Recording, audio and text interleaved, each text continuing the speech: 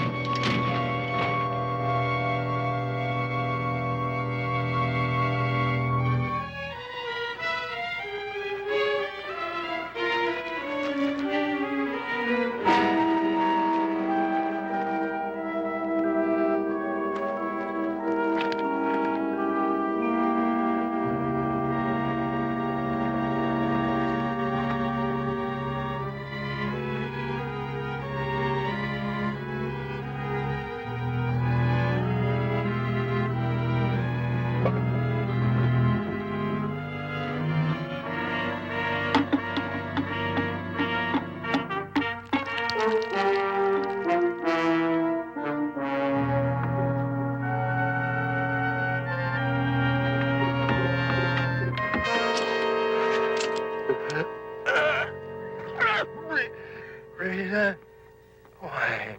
Tom Matson was my father.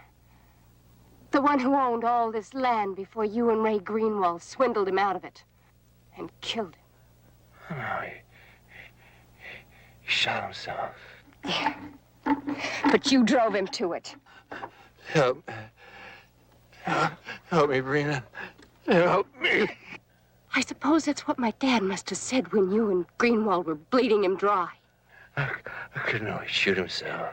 Oh, couldn't you? You took away his land. Everything he'd worked for. Everything that made his life worth living. That's the worst kind of murder. Oh, Greenwald's idea. He's the one that figured out how to get the land. I just went along. Well, if it makes you feel any better, Sterling, Ray Greenwald won't get away with it either.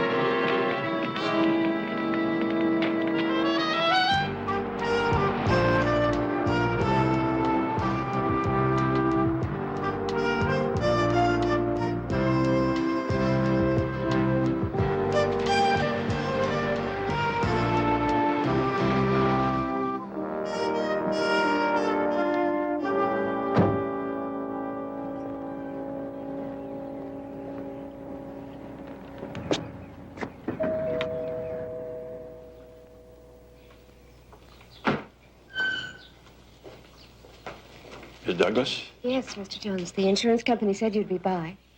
Before the accident, did the dune buggy have any brake trouble? Well, it was the first time I'd ever driven it, and I'm sure I'd have been told if there was. Well, thank you. I'll probably be finished with my report by noon, and I'll be on my way back to L.A. to file it. Good luck to you, Ms. Douglas. Thank you.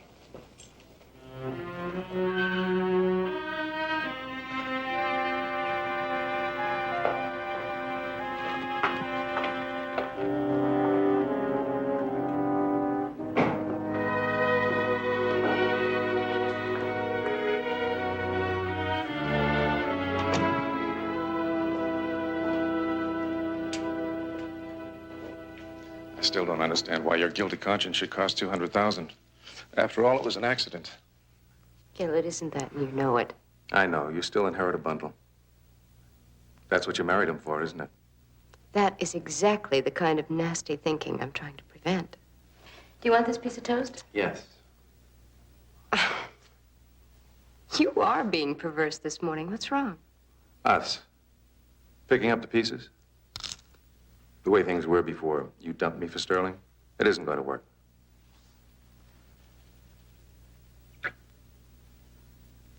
It's not. You want me, you accept me on my terms. Just an old-fashioned boy, huh? You've always loved me. I've always loved you. Why not? Gil, if we got married right away, it might give people the wrong idea about Sterling's accident. And I'm going to have enough problems exerting my authority at the hotel without giving Ray Greenwald any more ammunition than I have to. Okay. But you watch out for Ray. He's a charming piranha. You give him a hand to kiss, he'll chew it off. Will I see you for dinner?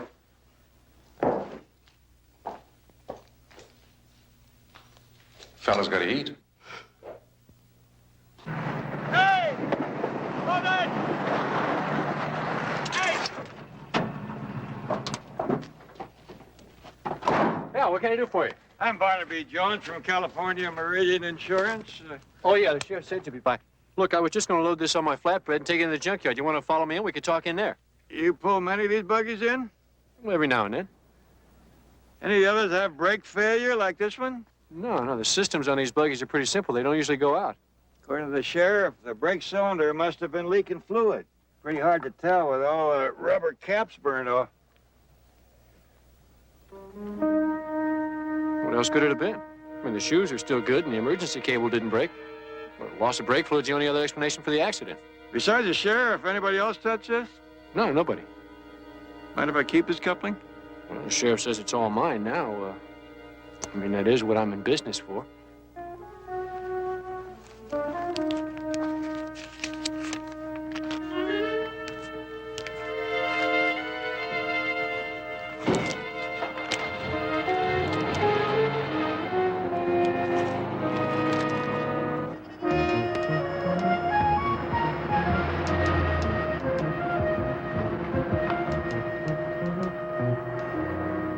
And Hyde, when the Bickwell call comes through, transfer it to the Crystal Room, please. Yes, thank you.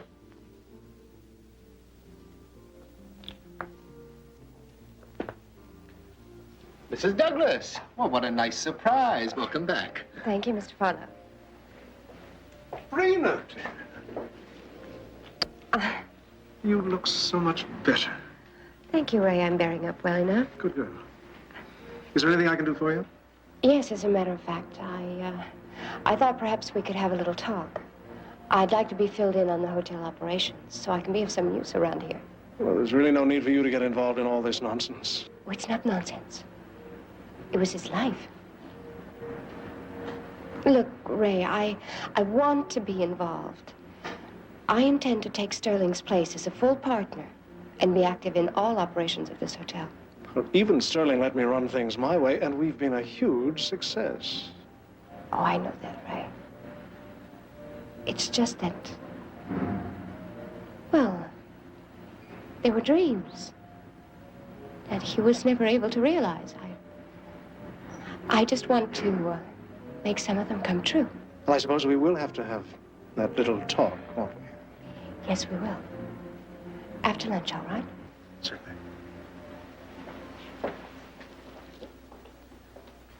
Well, well.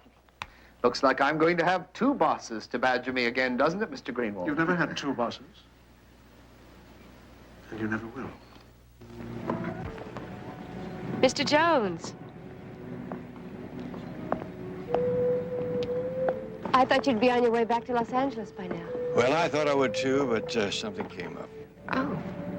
Oh. Gil, this is Barnaby Jones. Gil Vandiver, our tennis pro. How do you do, Mr. Jones? Please sit down. Thank you.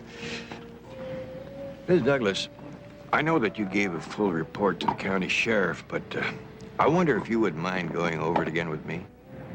Is anything wrong? Well, I don't know, but when I was checking out your burnout dune buggy, I found this. What is it? It's a coupling. It connects the brake fluid line to the wheel cylinder. It was loose. I suspect that's where the fluid dripped out. Isn't that what the police decided? That the loss of the fluid caused the brakes to fail? Well, sometimes it seeps out slowly and sometimes fast. Now, at what point did you feel that your brakes were not operating properly? About the time the accident happened. When you were up on the ridge? Well, we were coming down a small hill, headed towards the cliff, and going a little too fast. I put my foot on the brake and it went right to the floor. Why didn't you use the emergency brake? I don't know. I saw that we were headed toward the edge of the cliff, and I panicked. Do you know of anyone who may have wanted to kill your husband, or you? Kill him? You see these nicks? They were made by a hard instrument, probably a wrench, striking at the coupling, I would say with the intent of loosening it so it would unscrew easily. Nicks, Mr. Jones? It would seem to me that after going off that cliff, that dune buggy would be filled with nicks. Well, not where these occurred, Mr. Barnaby. You see, this coupling was protected by the shelter of the front wheel. Now, wait a minute. If what you're saying is true, then you're talking about murder. Or maybe it was just work of some sloppy mechanic along the line. At any rate, I wanted you to know that I'll be around for a while, so goodbye for now.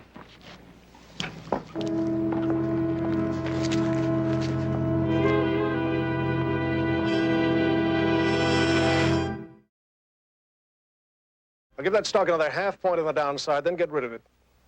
Yeah. Right, thanks, Tom. Brokers, they can afford to be bullish when it's your money. You in the market, Jones? Only when it's open on Sunday and there's not such a long line at the checkout stand. Cautious man. That's what puzzles me about you, how you can be so rash as to think that somebody deliberately tampered with the Douglas dune buggy. I don't think I said deliberately. I think it was more like possibly. Well, in either case, why come to me? Well, I came to you because you own it. I think dune buggies are an abomination. Department of Motor Vehicles has it registered as property of the hotel. Well, in that sense, yes. No, Sterling bought it for Brina's use about 3 weeks before the accident. Any record of repairs to the dune buggy before the accident? Oh, some charges for gasoline came across the desk, but none for repairs.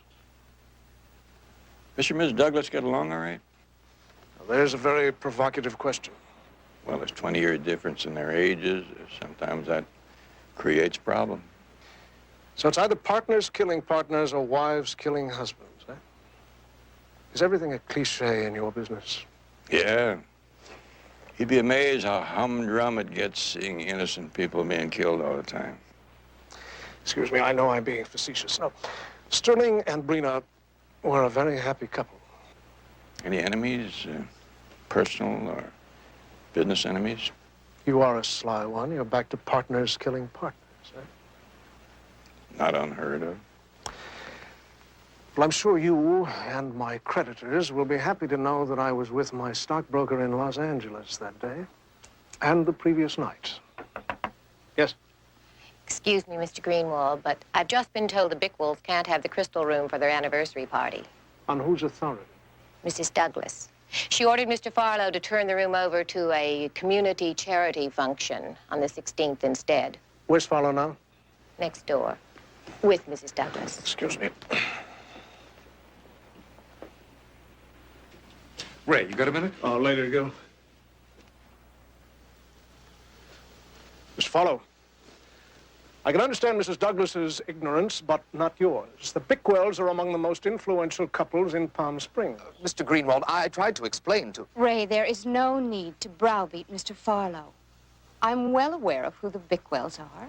You are? Yes, I am. Well, then it must be me who's losing touch with reality. Certainly not you for jeopardizing $50,000 or $60,000 worth of business a year for some charity event on which we make nothing. I was only trying to carry out Sterling's desire to improve the image of this hotel by encouraging that sort of charity event. I was going to tell you about it. You were going to tell me? Well, since we're being so arbitrary, let me tell you something.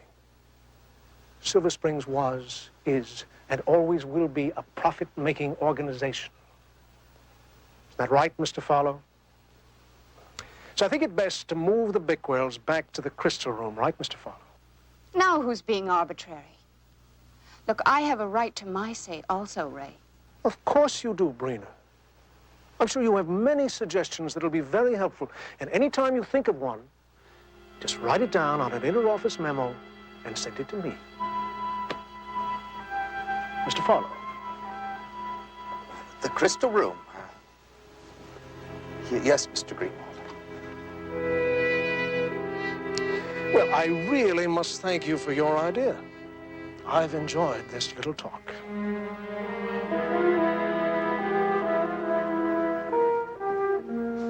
Mr. Jones.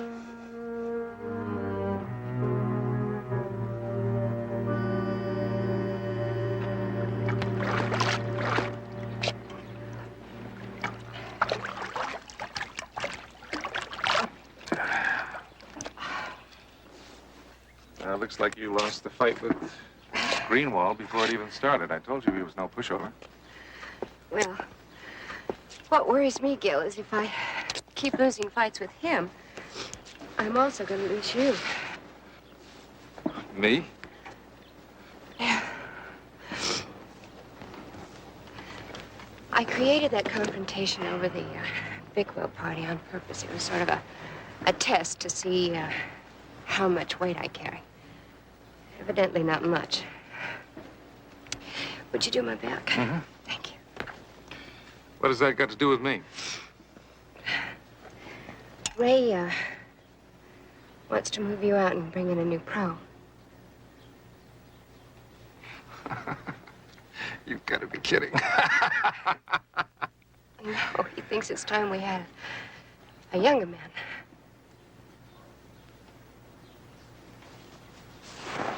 Oh, he does, huh? Where are you going? To see Ray. What good'll that do? All he'll do is say he didn't say it. And then one day you'll still be out in the cold. Do you have any idea what I've done for that hotel? It would still be the flea bag rooming house old Tom Matson started if it hadn't been for me and the clientele I attracted. Well, I'm afraid that gratitude is not one of Ray's long suits. He quite simply wants you out. Over my dead body. Well, let's hope we can come up with a better idea than that. Well, you could help by showing a little more gumption in dealing with him, you know. You are an equal partner. No, Gil. Then we'd be forever at each other's throats. And I can't live like that. Gotta think of a way to get him out. Fat chance. That hotel is his whole life. You'd never be able to buy him out. Well, I wasn't thinking of buying him out. What then? Ray doesn't have any relatives. And if something were to happen to him, I don't think it would be too difficult to acquire his interest in the hotel, do you? Rena, that's a tiger's tail you're reaching for. Gil, all I'm asking you to do is think about it. Just think. If somehow Ray Greenwald was no longer in our way, then you could have a full partnership. And me. A full partnership. All yours.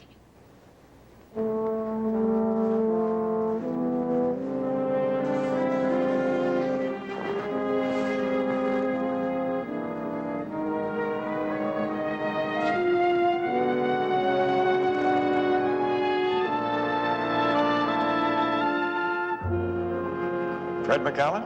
Uh-huh. I'm Barnaby Jones. This is my secretary. We're here about the Douglas Dune buggy. Oh, cool machine. Shame it got totaled that way. In which stall was it kept? Right over here. Man, I gotta tell you, that was some kind of machine, all right. Handle like grease on a stick. You ought to see the waves. You drove it a lot? Man, I should have been cool about that. See, if Greenwald finds out, then I'm back to stealing hubcaps. Well, let's just say that this will be between you and us and Alexander Hamilton. Ulysses says Grant keeps secrets a lot better. Greed'll stunt your growth. Okay. You see, I'm sort of a dune freak, so every once in a while I snuck the buggy out for a spin. When's the last time you drove it? That night before the accident. I just went to the dunes and back. It didn't hurt it none. Any trouble with the brakes? When I wanted to stop, it stopped. What about the next morning before the accident? Any trouble with the brakes then? Can't tell by me. The buggy was already gone when I came on duty.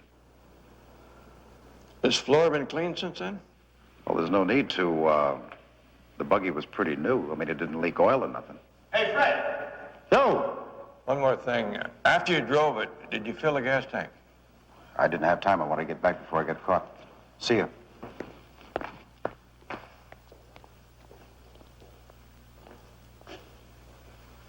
Clean as a whistle. Is there some significance to the floor being clean? Well, it means that if the brakes had been tampered with, it would have to have happened after the buggy was driven out of the stall, or there'd be fluid on the floor. Well, that narrows it down to whoever drove the buggy from here to the Douglas's home. I guess Brina Douglas could fill us in on that, huh? Not that easy. She told the sheriff that when she got out of the house, the buggy was in the driveway. She assumed her husband drove it over. Well, if he did, well, that's going to knock your murder theory into a cocked hat, isn't it? What if he committed suicide? I wanted to take her with him.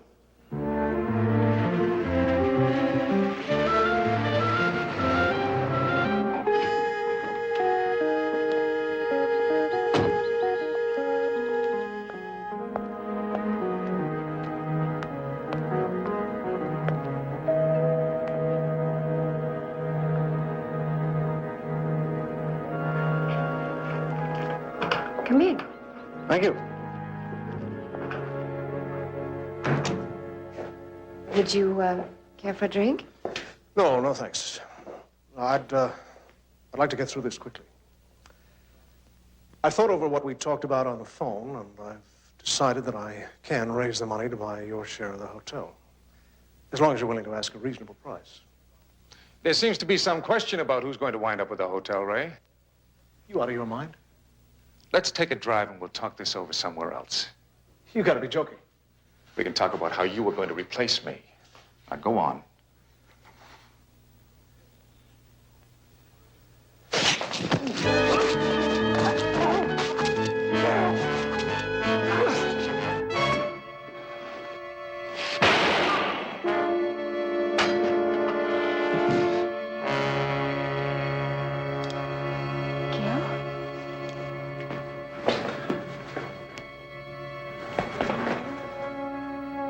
Gil? He's dead. You said it wouldn't happen here. What else could I do? Now, we've got to get rid of him. Move, get a blanket, open that door.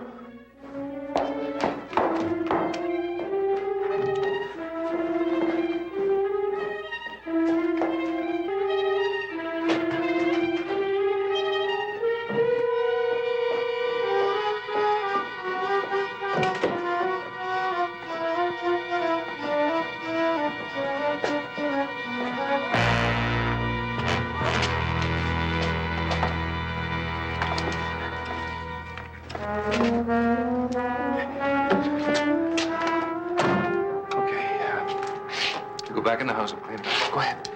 I'll take his body to the well and dump it. Go ahead. Go on.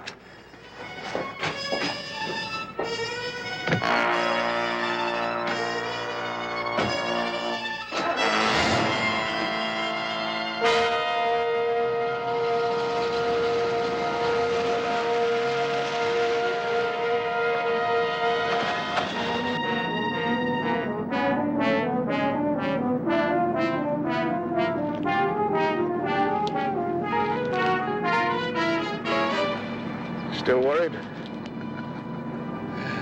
Worked like a charm. We got it right where we want to go. Now on, the rest is easy.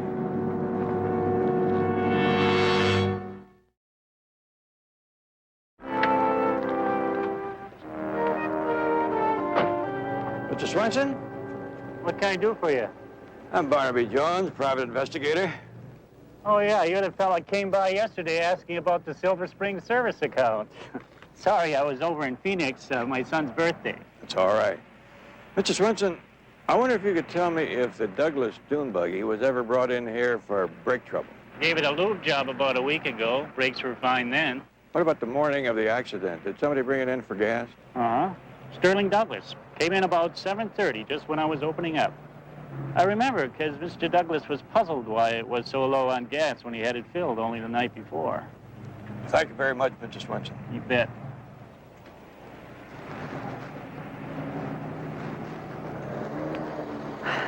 Well, you still in the dark? Yeah? But you know how to tell a mule is a mule even in the dark? Because even if it doesn't look like one, sound like one, or smell like one, it sure kicks like one. I guess you know what you're talking about. I'm talking about Brina Douglas. Up to now, I've been trying to avoid the obvious. But after eliminating all the other possibilities, I keep coming back to her. Barnaby, you don't think she tampered with the brakes, do you? I mean, she was in the buggy. That she was.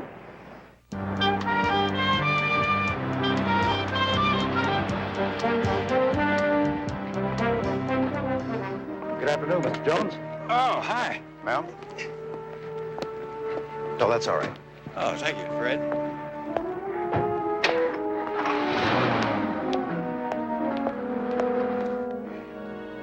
This is Betty Jones, my daughter-in-law and secretary, Brina Douglas. You have a fantastic place here, Mrs. Douglas. Oh, thank you. Please sit down. Thank you. Mr. Jones, I can't tell you how upset I've been since the last time we talked. Have you found out anything new? Yes, but nothing I go to the police with. You see, the problem is, I can't seem to pinpoint a time that coupling might have been tampered with. Well, maybe that's because it never was. I just can't believe that Sterling had any enemies who would want to murder him. That may be, but if it had been tampered with, the only time it could have happened would have been sometime between the time you left the house in the morning and the accident. Well, that's impossible because there was only Sterling and me. No one else could have touched the buggy. So it had to have been earlier. That's just the nub of the problem. Everything that I've learned indicates that the brakes were in fine shape until your husband drove the buggy over from the hotel to pick you up. No, you have it wrong. Sterling didn't drive the buggy home that morning. He didn't? No, Ray Greenwald did. He picked it up at the garage and then drove it on over to the house. You didn't mention that in the police report. I didn't think it was important. Why would Ray Greenwald go to all the trouble to deliver the dune buggy to your house? Well, on the way out to the dunes, Sterling mentioned that Ray had wanted to take a look at the new site for the riding trails with us. How come he didn't go alone? Well, I don't know, some business at the hotel. Anyway, we dropped him off and went on our way alone. Well, that would certainly have given Mr. Greenwald ample time to tamper with the coupling if he wanted to.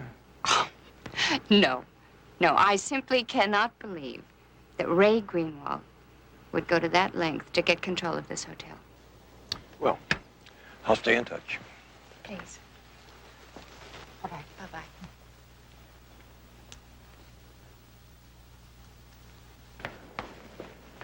She flat out lied about Greenwald driving the buggy over to her house.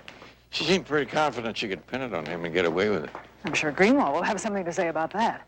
I'll take a look around for him. I want you to make some calls. Find out all you can about Brina, where she's from, her background, everything.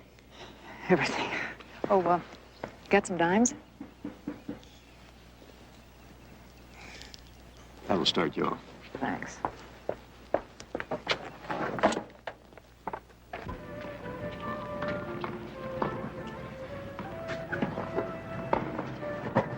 Jim, where were you? I tried calling you all night. Nerves. I dumped Ray's body in the well. Then I drove around for a while to unwind. I was worried. You needn't have been. You have everything you want. You mean we have everything we want? Never mind. Forget it. Gil, if you've got something on your mind, I wish you'd say it. Except that you don't love me. I want us to get married. Is that it? Darling, you know we're gonna get married. I mean now. Right now. That's rushing a girl. Nobody has to know. We can fly to Vegas, get married, and be back here in a couple of hours. Gil, what's the hurry? A wife cannot testify against her husband, Brina. Now, I know that sounds shabby. I don't mean it that way. But I am naked, totally exposed. I don't think that you're... Gil. Darling, I love you. Anything that makes you happy makes me happy, too. Okay? Later. In Vegas, okay? Okay. Oh, Louis, please. You know that the napkins will wilt if you put them out too soon. Now, go check on the flowers. Oh, excuse me. If you're looking for the Bickwell anniversary party, it's in the Sunset Room in the next building. I'm looking for Ray Greenwald. So is everybody in this madhouse. It's not like him to disappear like this. Oh, I remember you. You were there when Greenwald and Brina had their spat. That's right. It looks like the young lady finally got her way. Yes, well, until Greenwald hears about it. You know, if those two don't kiss and make up, this place is going to go to ruin. I understand it almost went to ruin 9 years ago when Tom Matson built it. Matson, let me tell you, an amateur in the hotel business is deadly. Is it true he shot himself? Oh, yes. And no one knows the story except maybe Jack Tatnall. Jack Tatnall. He runs a curio shop up on some hill. I don't know, you know, lizards and rocks and bugs and things. He was Tom Matson's best friend. No, lilies, not roses, you dumbbell. Barnaby. Roses are for the Bickwell party. Lilies for the charity club. Anything on Brina? Well, first, the good news. I talked to a man down at the city hall who gave me the particulars from her marriage license to Sterling Douglas. It said that her name, maiden name, was Brina Walker, hometown Culverton, New Jersey. What about the bad news? Brina Walker doesn't exist.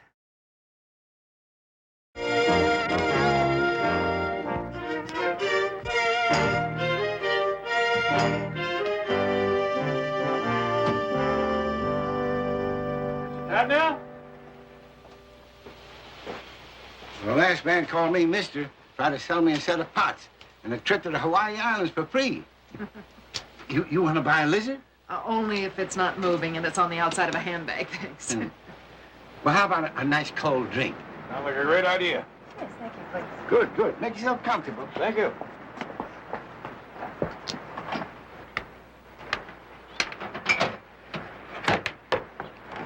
You must be doing pretty well up here since they built that Silver Springs hotel down there. Oh, not much. You know, the kind of clients they're getting there nowadays are more interested in whoopee than in rocks and beads and such like.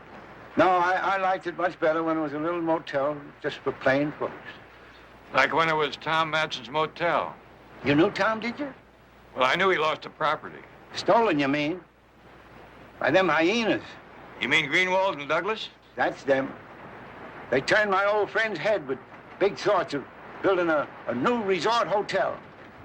An El Dorado in the desert. By the time Tom got around to thinking straight, the holding company they set up in his name was bled and bankrupt. And Tom had to sell them everything he had for 5 cents on the dollar. That's why he killed himself. Left his poor little girl back there in Culverton without a father.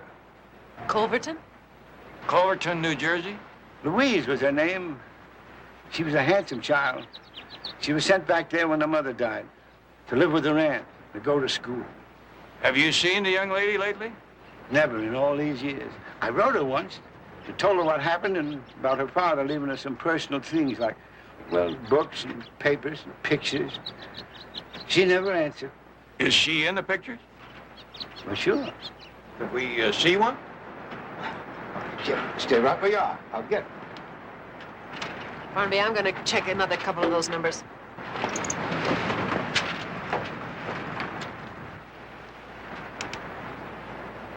Here we are. There. That's her. Tom showed it to me just after he went and visited her back east. My, you should have seen how proud he was. Well, thank you, Mr. Tatnall. Would you want to buy a lizard? No, thanks. How much are the drinks? 40 cents. Oh, all right. I'll have to get some change.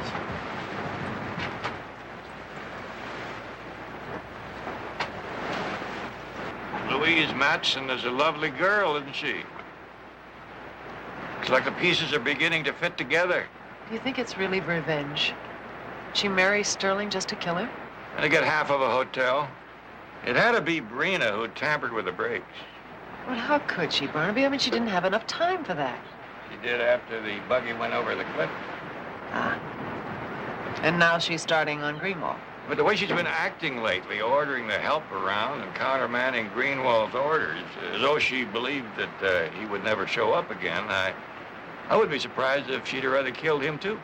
Well, it's an interesting theory, Barnaby, and I hate to poke a hole through it, but Go ahead and poke. I'm a very liberal boss. I just talked to Greenwald's stockbroker. Greenwald called him not 45 minutes ago to transfer his stock. Is the broker sure it was Greenwald? Positive. Where was he calling from? He didn't know, just that Greenwald had decided to take a short vacation. So Greenwald's alive. What do you know about that? Yeah, as it came. Oh, thank you. Say, how much are the lizards? $5. Drop one to go. Thank you. Barnaby, what are you going to do with a lizard? I'll let it get away. He can catch it again.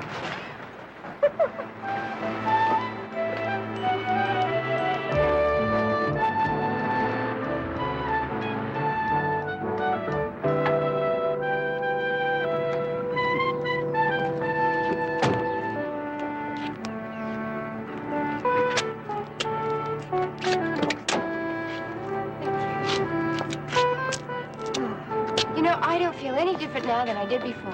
Not the least little bit. No, not the least little bit. I was ecstatic when the judge was performing the ceremony, and I still am. Then what are we doing here? This is our honeymoon, remember? Don't you forget that either. Anyway, we've got to keep it quiet for a while. Yeah, I guess so. Yeah, I guess so. You go on back to your tennis courts. I'll see you later. Maybe. Maybe.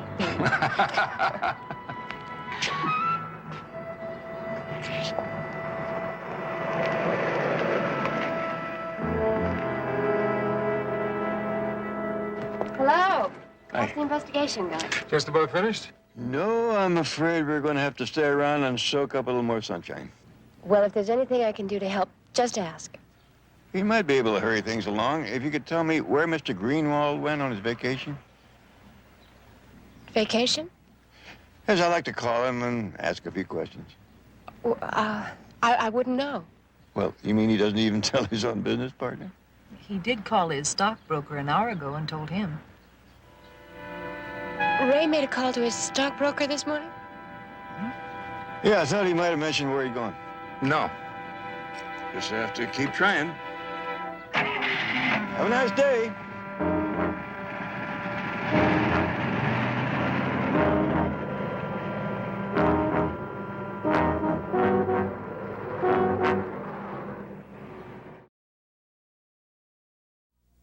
Gil? I don't understand. That broker obviously made a mistake. That's what it's got to be, a mistake, that's all. A mistake about whether Ray called an hour ago or not? Take it easy, take How it could easy. he make his mistake? It's got to be a mistake.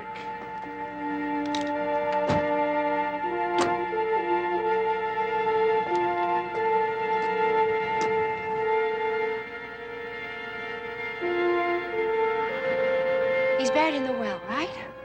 Well, I'm gonna go check the well. Trina! Wait a minute! Hey, listen. That broker heard somebody else's voice and thought it was Ray. Believe me, it wasn't him! Wait!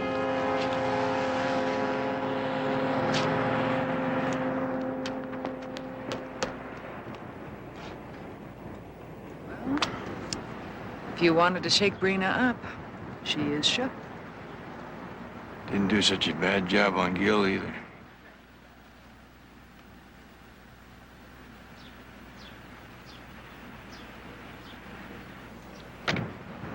Aren't you going to go after her? Right now, I'm more interested in where Gil's going.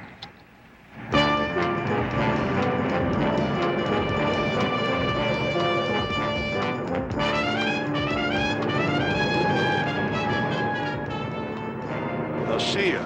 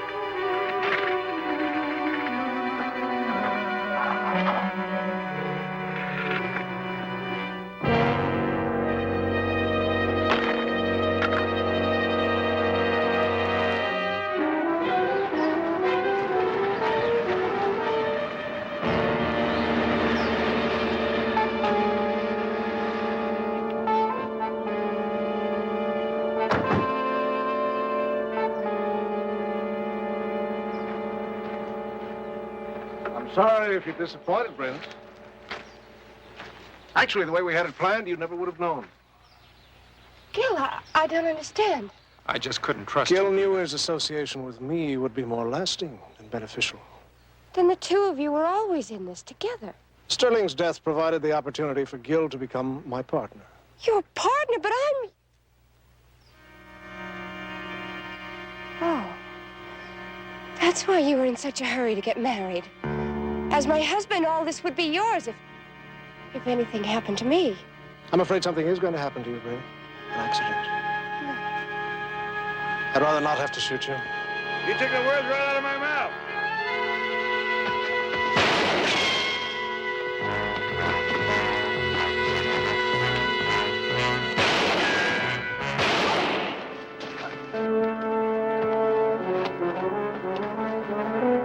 Give it up, Gil.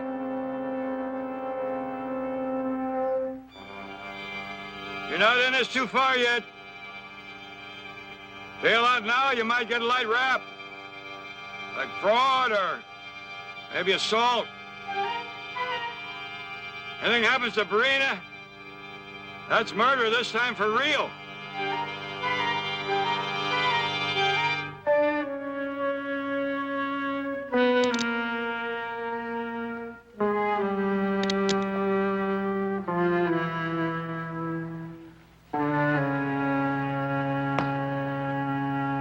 Better check your friend.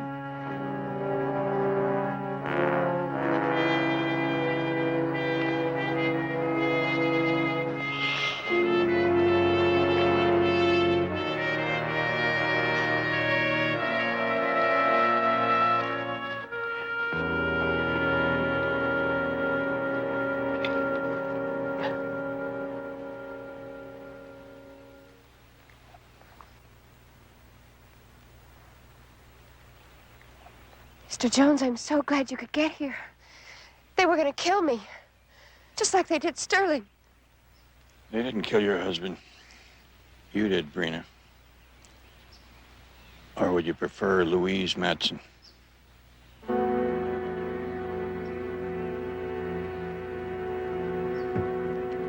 Operator, I need an ambulance and a sheriff. Andreas Canyon.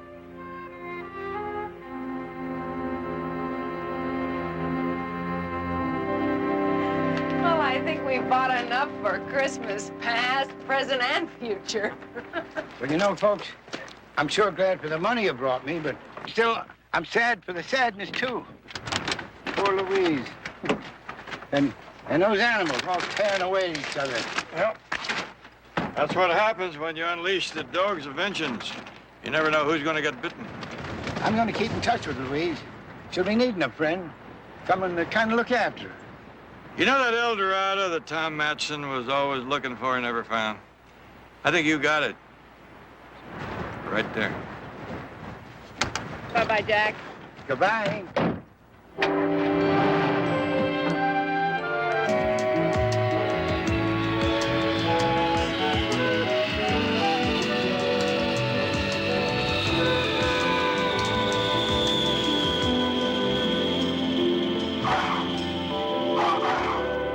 Rachel, hi. Susan, hi. Did you fall in a hole or something? Your flight's been down over 20 minutes. Oh, I had some kids to deliver. We're picked up in Manila. I've been playing mother hen to 3 little milk guzzlers for the last 17 hours. And loving every minute, I bet. You know me and kids. How come you're in uniform? I thought you had 3 more days off. Oh, that's why I was hoping to see you before I took off. To tell you, the apartment is yours for the rest of the week. I finally got a flight to the Orient, Hong Kong. Oh, that's terrific. Is it permanent? No, only a standby. Monica Finley got sick, so I'm taking her place. Well, it's nothing to cry in your beer about. At least it'll give you a leg up on a permanent flight assignment to the Orient. I certainly hope so. Oh, where's Mark? Didn't he take the flight back with you? Does Jane go without Tarzan? No, he's still in the customs line. He has to get his baggage through. Keith. Aren't you going to wait for Mark to drive you home? No way. Our relationship will be a lot better if I spend my time in a lovely bubble bath while he spends his in that custom line. Have a nice flight, Susan. See you Sunday.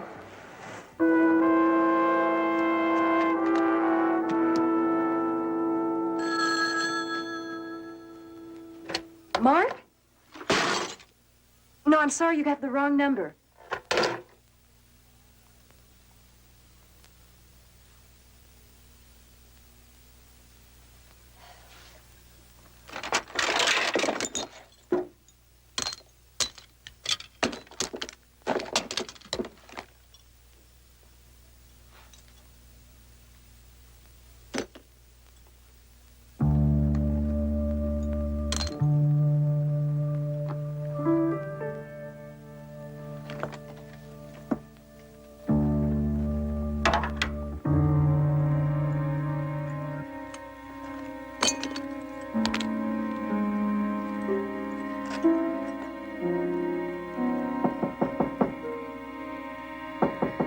Rachel?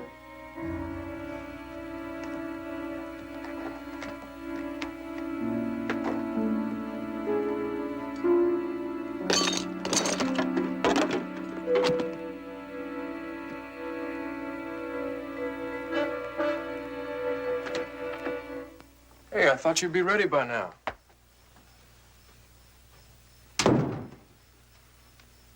Did you get through customs all right? Mm-hmm.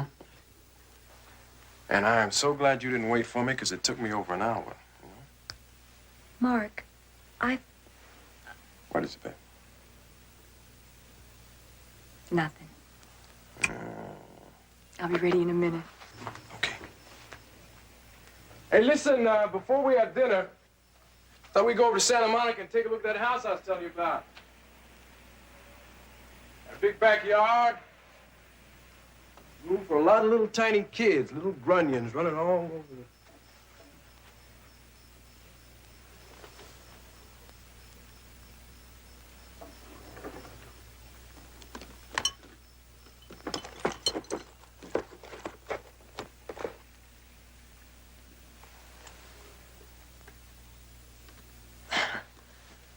Looks like you had a little accident.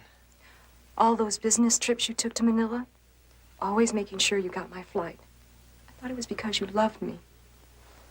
Hey, I do love you, baby. Oh, don't baby me, Mark. Not anymore. It's heroin, isn't it? Hey, where'd you get that from? Don't jive me, Mark. You've been using me to run heroin through customs in my makeup kit, haven't you? Honest, baby, I don't know what you're talking Mark, about. Let's cool it, man. No sense in having a debate over this. Rachel? Sweetheart, you just discovered a gold mine, so you just might as well calm down and enjoy it. It figures. I knew you were bad news the day Mark first brought you around. Bad attitude. Get out of here. Both of you, get out! Rachel, listen. There's a lot of money in this. I mean, money. Now, listen, you make a couple more runs to Manila for us, and you could come out of this with, well, let's say a nice round $25,000. Now, think about that. Mark, don't you know what you're doing? Don't you know what this junk means? All right. I told you that we would offer her a piece if she found out. Now, didn't I say that? All right, she found out, and it didn't work. Rachel, listen. Come in with us, okay? Please. Mark, you used me. And now you want me in with you? Go peddle your poison someplace else. Will you hold her? Huh? Wait, Ken, listen. Mark! Mark! Ken, let's just give her a chance to think it over. Now, she'll come around. You'll see, man. Are you kidding me? This chick, she knows our business, man. We'll let her live. We're dead. You know that? Dead. No, man. No, she ain't gonna say nothing. She won't say nothing. Oh, will you relax? Just relax. It's gonna be a nice, easy trip. In fact, you might even enjoy it.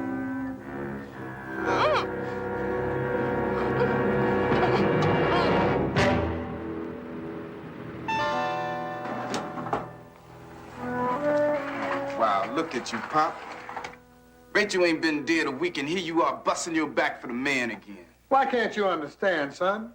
I can't just sit around the house doing nothing. Mr. Jones. Mark. I didn't expect to see you back here for a few days. Well, you remember my son, Bobby? Sure. Hello, Bobby. We all know how much your sister meant to you. I'm sorry. Sorry? After oink, sorry is a pig's favorite word after he done chopped you up into little bitty pieces. Bobby!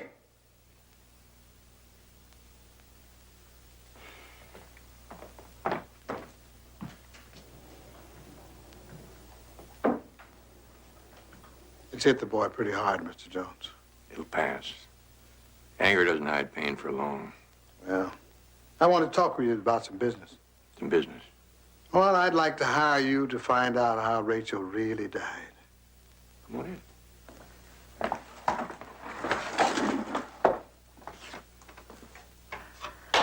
Barnaby, you know those interviews on the Oh, good morning, Mort. Good morning, Betty. I'm sorry I didn't get a chance at the cemetery to thank you and Mr. Jones for coming. And for all those pretty flowers. She was a lovely girl. She was a good girl, too, Betty. And all those things the newspaper said about her were lies. They only printed what the autopsy report said. Yeah, overdose of heroin. Yeah. Now they even got her own brother believing his sister turned her into a junkie. You saw the way Bobby is. Rachel tried to teach him what was right. Tried to keep him off the streets. Now he's got nothing to believe in anymore. We know how you feel, Moore. Then help me prove that all those things they said about her was lies. Okay, Moore, I'll look into it. Well, I got a little money set aside, so whatever it costs. Don't worry about money. For a girl like Rachel, flowers we gave, they're not enough.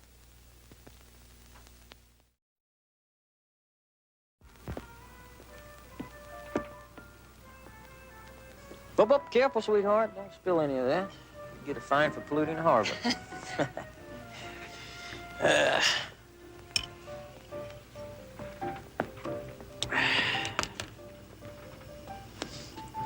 About time you got here. You know, you picked one heck of a time to have a party. Tension is a killer, old buddy. A killer. Relax. It's been over a week. Can't grieve over Rachel forever, now can we? You know, you're just a little bit too cool for me, brother. One of us has to be. Oh, hey, look, Mark. Cheer up.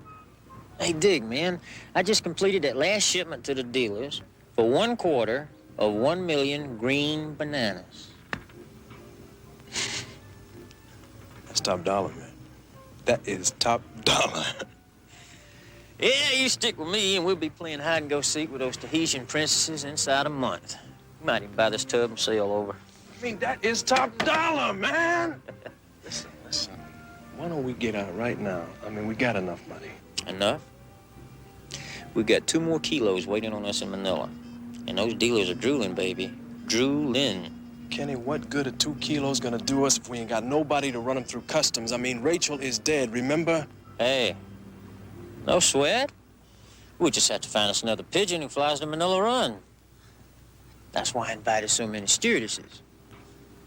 Perfect setup. They take it through, no hassles, no risk.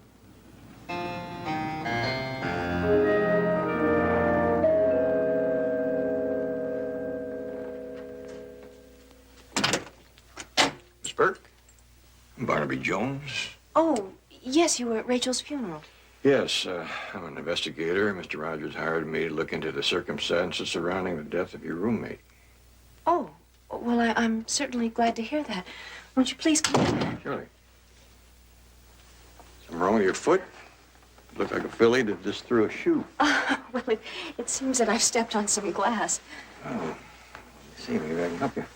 Oh, Right there? yes, that's it. Well, let me see what we can do about that. Please, be careful. I am a coward. Well, we make allowances for pretty cowards. Oh. Feel better? Oh, yes, wonderful. Thank you. There it is. It's like a little piece of mirror. Yes.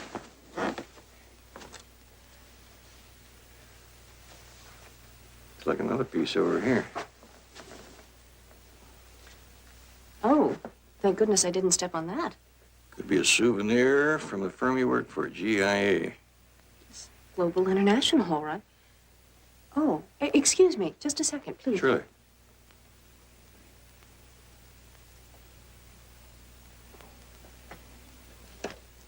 Oh, thank goodness it wasn't broken. I guess it was Rachel's mirror that broke. Did all the stewardesses at GIA get identical makeup kits? Yes, Rachel's father picked hers up with the rest of her things. Funny, you know, I've never been superstitious about broken mirrors before. Well, it wasn't bad luck that killed Rachel. It was heroin. I know, but... Well, that's what's so hard for me to understand. Rachel was really straight arrow, Mr. Jones, with a vengeance. She didn't even believe in taking an aspirin. Any reason why she may have changed her style? Well, when something like this happens, a lot of things cross your mind. Any trouble that you may have heard about? Only with passengers who think a free pass comes with the free drinks. Boyfriend? Yes, a steady, Mark Siegert. A very nice man. There was even talk of marriage. Where do I find him? Well, I understand his business partner is giving a birthday party for him, trying to cheer him up, I guess. If you like, I'll take you there and introduce you to him. I don't think a party is exactly the kind of setting that I'd like to ask him these questions. Where does he work? It's Kenmar Novelty, I think. I'm sure it's in the phone book. I'll find it. And Susan, it would be very helpful if you could supply me with a list of Rachel's friends who might be able to give me some information about her. Oh, surely. Patty Swenson. And Linda McMurray.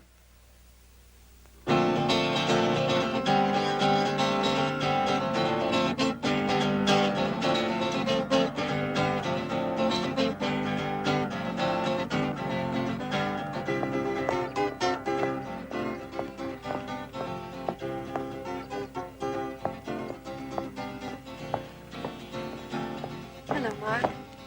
How you doing, Susan? Okay. How's the party going? All right. That empty feeling doesn't go away very easily, does it? Hey, Susan! Hi, Ken. Hey, where you been? Around. Well, you gotta come on aboard. Every stewardess in town's here. We're gonna have a convention and elect Miss Stewardess of America. And I got a feeling you're gonna win hands down. Well, thank you, but I really just came to deliver this present to Mark. Happy birthday. Oh, thank you, Susan. Ah, you two been wearing sackcloth and ashes long enough. Well, I mean, you know how Rachel loved parties, and well, she wouldn't mind one little bit if we toasted a drink in her memory. Yeah, maybe another time. Mark, a man came by to see me today, Barnaby Jones. He's a private detective that Rachel's father has hired to check into her death. Wait a minute, what? Well, instead of check, I mean, she OD'd, didn't she? And the police satisfied. Well, I guess the jury is still out as far as Jones is concerned. Anyway, I think he'll be by to see you. Oh, well, come on, Susan, one little drink, huh? No, really, I can't. I'm restricted. I'm flying the Pacific tomorrow. Pacific? Rachel's flight. Oh, to Manila? Ironic, isn't it? I've been trying to get that flight for 6 months so that Rachel and I could be together. I finally got the assignment, and now she's gone. Well, at least you won't be flying alone. Just so happens I'm flying to Manila tomorrow also. Got some unfinished business. You are? That's really a coincidence, isn't it? Well, you gotta get lucky sometimes. Tell you what, you wear a smile and I'll help chase the blues away, okay? Well, we'll give it a try. Bye-bye. Bye. See you tomorrow. Hey, listen. With the detective snooping around, we better find another way to run those last 2 kilos through. Are you kidding? This is perfect, man. Couldn't be better. Happy birthday.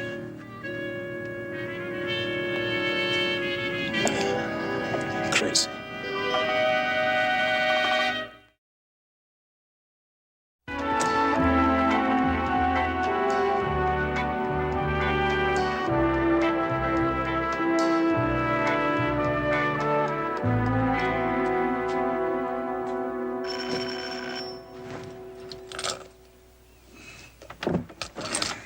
Bobby, your father home?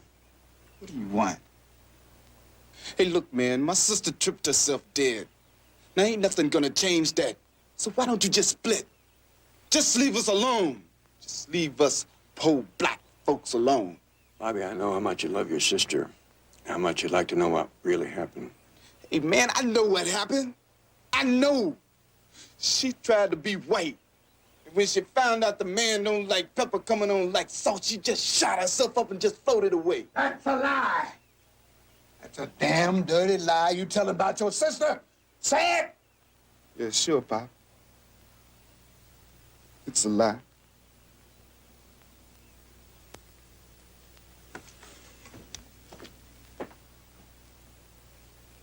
Come on in, Barnaby.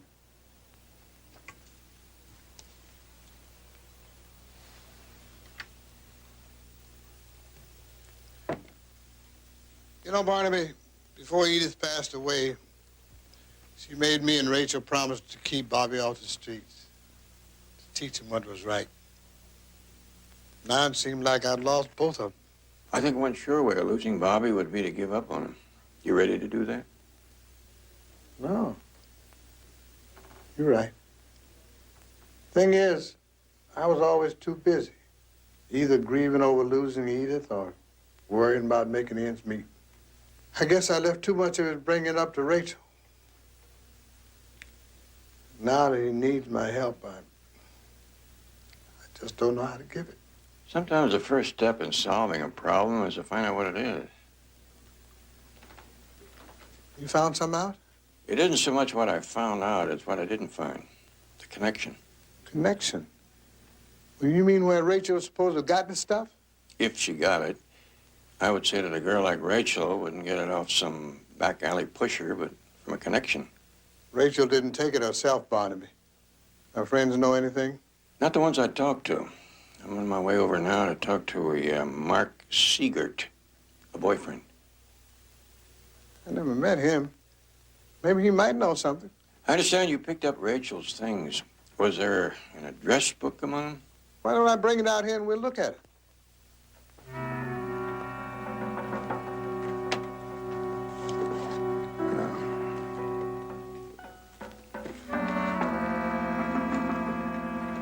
Yeah, nothing in here.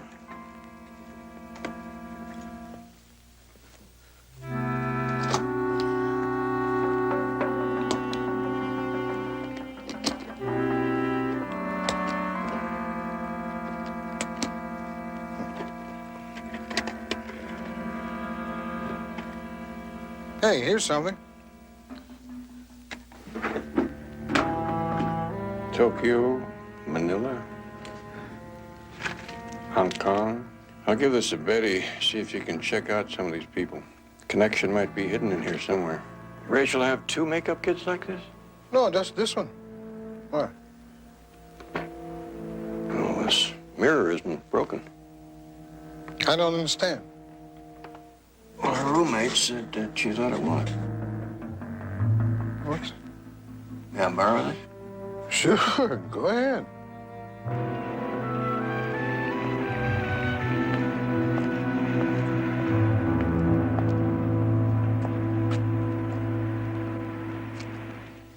Don't worry, Mr. Bracken. I'll see this order's filled in plenty of time for the holiday season. Thanks again.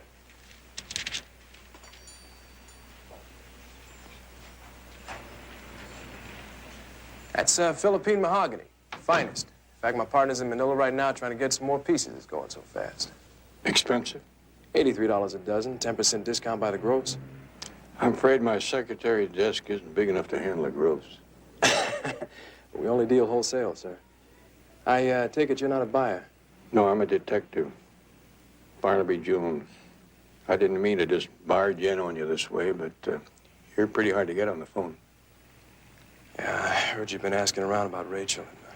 Sorry if I've been avoiding you. It's just that her dying that way has got me all racked up. Yeah, I know what you mean. I hate to probe into sore wounds, but her father's hurting, too. So's everybody else who loved her. What do you want to know? I understand that you were on several of Rachel's flights to the Orient. Travel's part of my business. I simply made it a point to reserve on Rachel's flights. On any of these trips, did you notice anything unusual? Unusual? I'm trying to determine how a girl like Rachel could get a hold of heroin. Yeah, that's something I can't figure out either, Mr. Jones. I guarantee you one thing. She never connected with no junkie on none of the trips we took together. Then you were with her a great deal of the time. All the time. I mean, we were so close, we might as well have been married. We were gonna be married, too. I'm sorry. These names mean anything to you? Paul D. Dawson? Fred Hammersfield? Hammersfield, yeah, he's a co-pilot for Global Airlines. And Dawson, that sounds like a navigator Rachel introduced me to once. Why? These names are from Rachel's address book. I'm checking on her contacts in town, and my secretary is checking on those overseas. Oh, one more thing. When they found Rachel, she had apparently been preparing to go out for the evening. You weren't her date, were you? No. No, I was busy checking in a new shipment. She's probably going out with one of her girlfriends that night. Well, thank you very much, Mr. Seegert. I'll be checking with you. Mr. Jones, you find whoever it was that turned Rachel on. I just want 5 minutes with him. Ken, I can't tell you how glad I am you had business in Manila. Your being along on the flight made it much easier for me.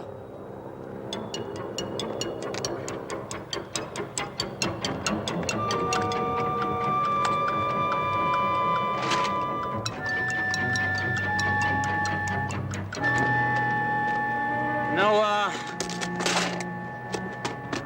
ball for me too, Susan. Maybe we can go out and have dinner later, huh? Yes, maybe we will. I won't be but a minute. I just had to put some papers in my briefcase.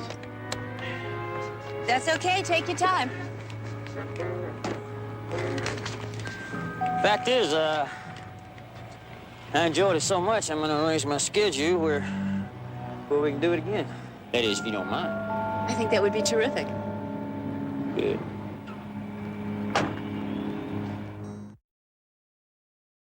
Good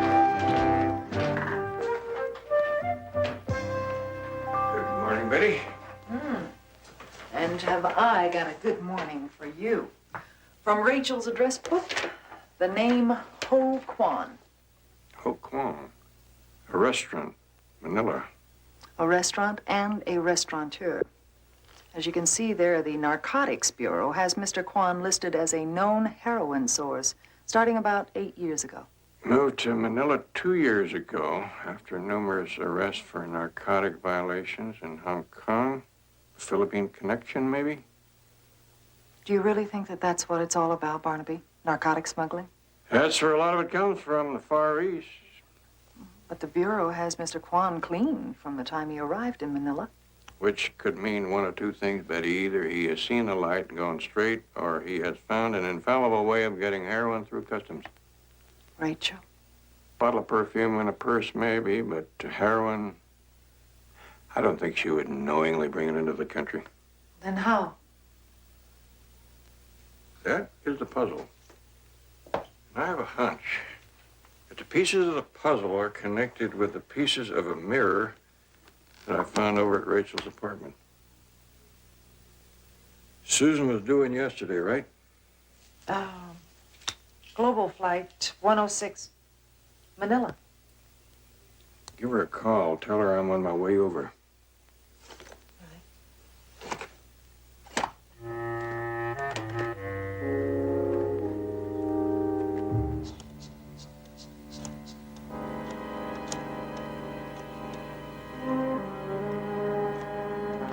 Yes, Ho Kwan's in Manila. It's a marvelous restaurant.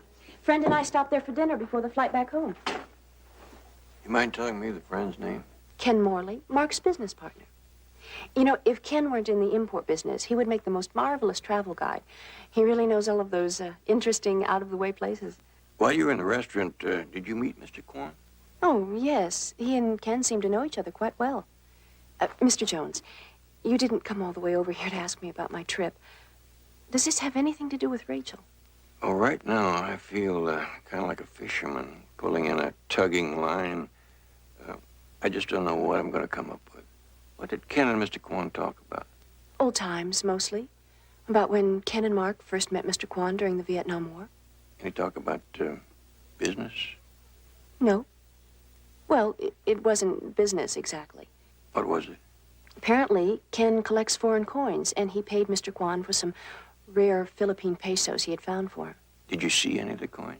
No, they stepped into Mr. Gyan's office for them, and then Ken took them out to the car and put them in the luggage. Oh, he had his luggage with him. Yes, we both did. Locked in the trunk. As I said, we were on our way to the airport. Then your makeup case was in the car, too? Yes? I wonder if I could borrow your makeup case. I'll bring you back a brand new one. I can't imagine what you're up to, Mr. Jones, but if you think taking it will help in any way. Well, it might. Okay, it's in the bedroom. I'll go get it. Thank you, Susan.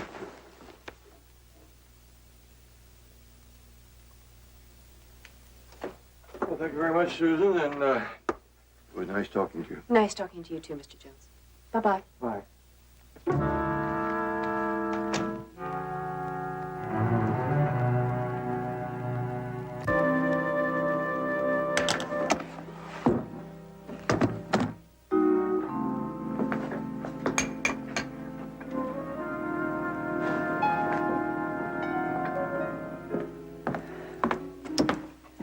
Well, the Manila police double-checked Ho Kwan.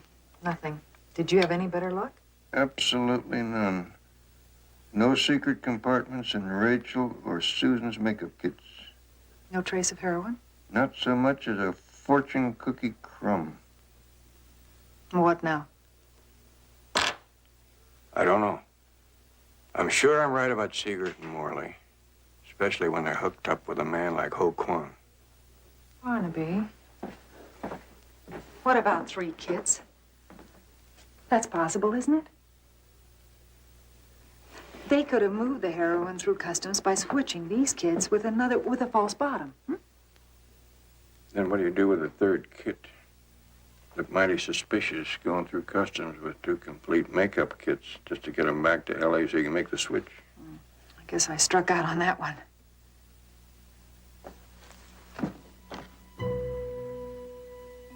Maybe not.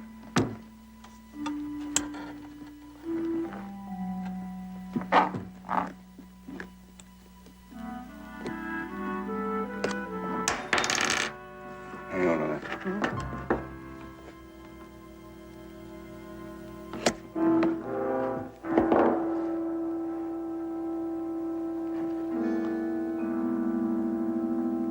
Dollars to donuts, that's the way they did it.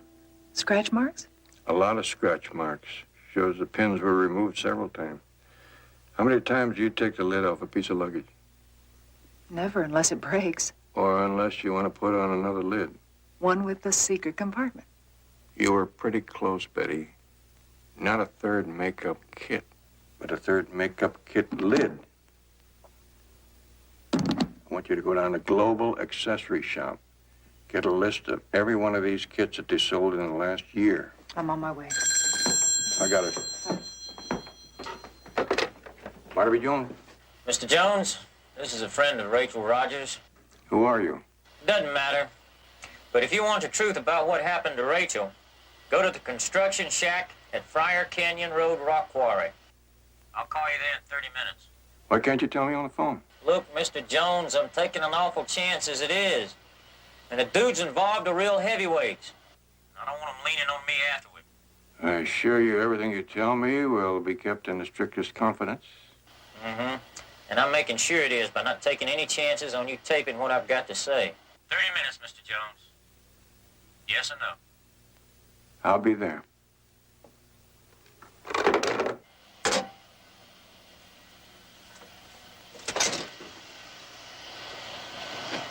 Okay. You know what to do.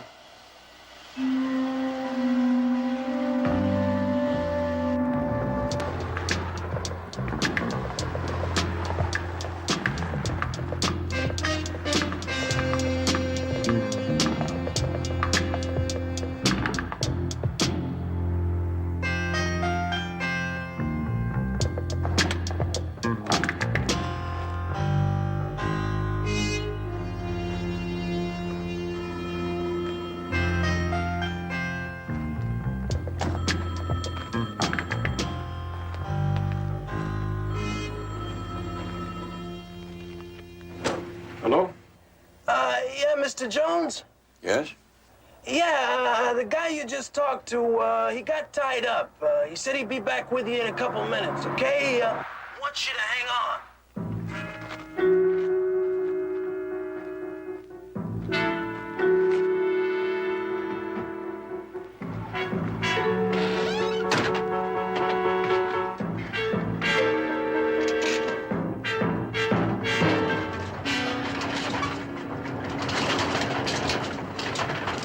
Listen, you, whoever you are, I don't know what games you and your friend are playing, but you can count me out. Now, if he wants to talk to me,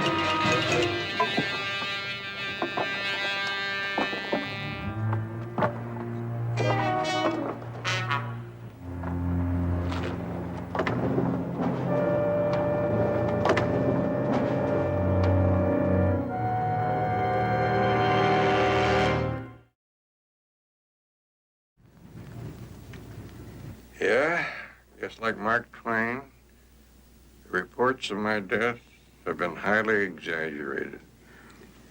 Well, it might have been a different story if that ditch hadn't been so handy. Yeah, I'd like to find the guy that dug that ditch and give him a bonus. I'll chip in. And call my friends downtown at the newspaper and thank them for leaving that part out of the story. You know, you have a great many other friends who are never going to forgive you for this. Yeah, I feel real bad about them, but there was no way of telling them the truth without tipping off our friends Seegert and Morley. Oh, it's so hard to believe, Mr. Jones. Are you really sure Ken and Mark are responsible for what happened to you? I'm almost positive.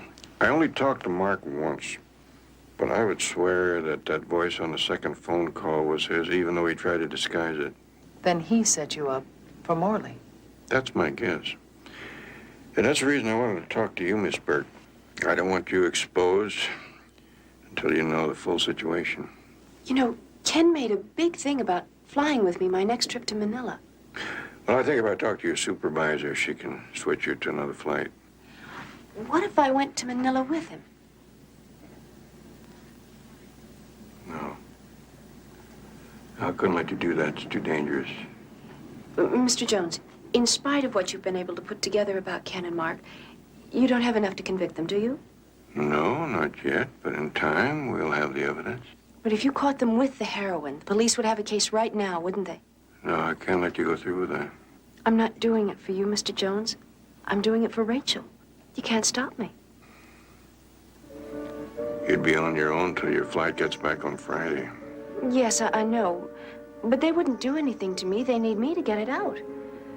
Once we're back, you can take it from there. He may not be well enough by then. You know, I had a doctor who used to say, recuperation is 50% healing and 50% anger at being confined. Right now, I am 75% on the way to meet your plane.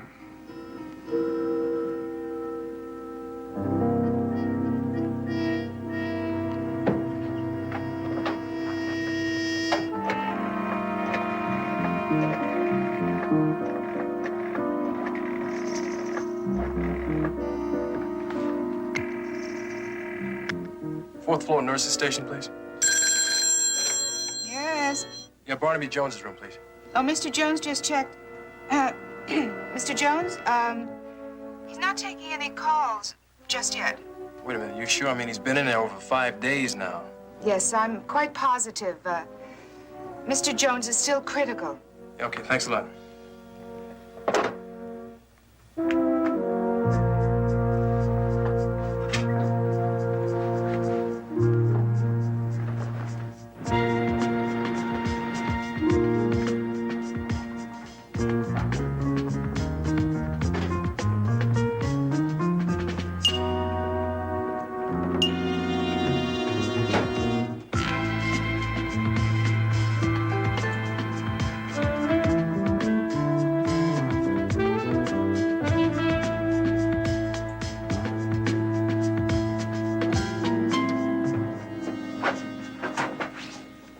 Excuse me. I thought a friend of mine, a Mr. Jones, was staying in this room. Something happened to him? Oh, no, Mr. Jones is just fine. He was released this afternoon. He's okay. Oh, sure. Okay, thank you very much.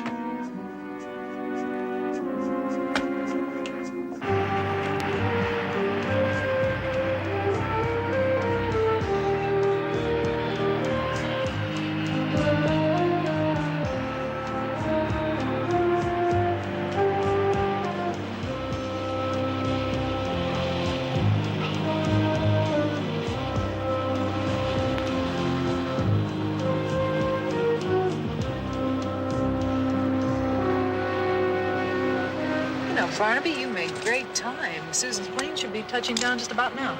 Yeah, let's hope it wasn't a dry run. What are you doing here? Something's wrong, bro. I'm beginning to think that look of panic is painted on your face. What is it now? Barnaby Jones is up to something. He's still alive? And out of the hospital. They released him yesterday, but on the phone they're giving out this song and dance about him still being on the critical list. I wonder what he's got up his sleeve.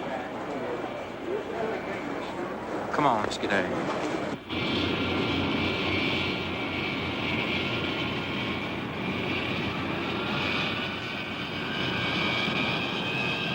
There she is.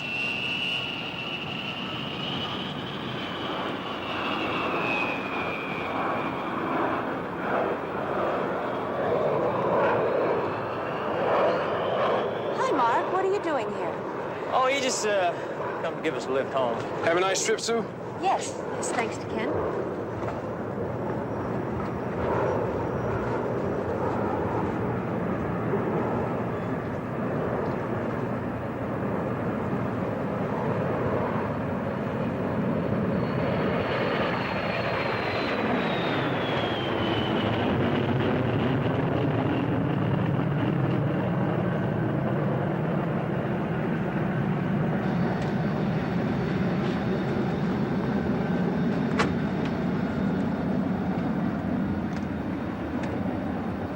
That's it, Betty.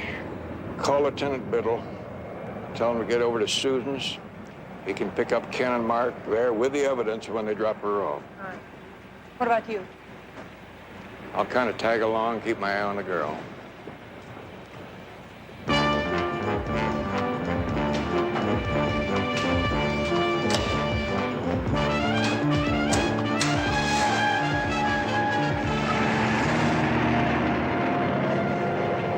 Lieutenant Biddle, please.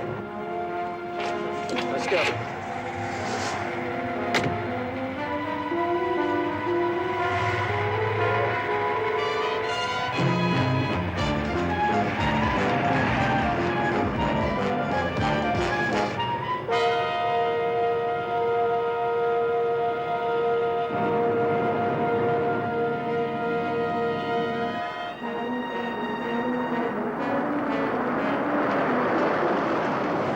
Please slow down. What is wrong with you two? Why don't you tell us?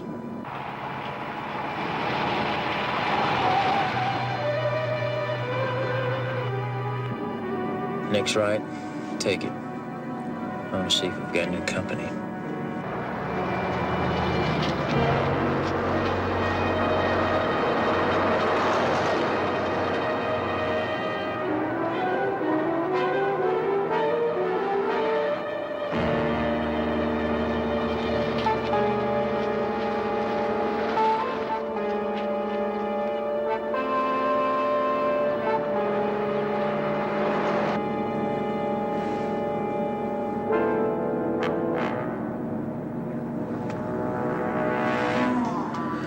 Someone's with us, okay?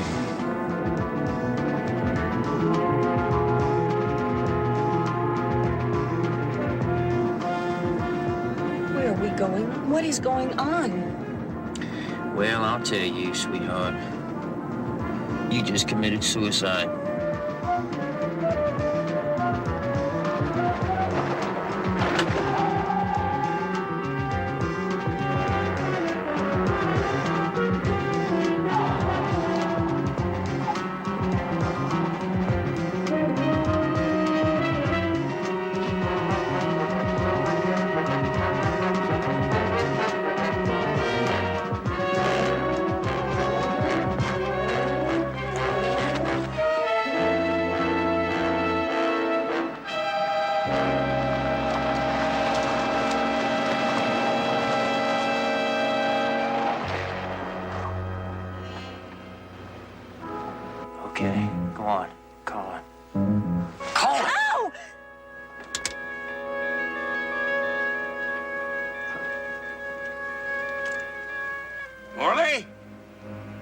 Sigurd? Let the girl go. It's all over. You want her, Jones? Will you come in here and get her?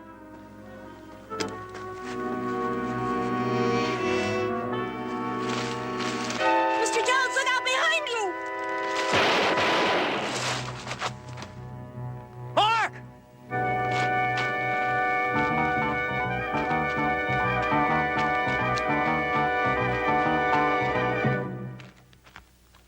You all right? Mark! Come here. Hey! Hold it!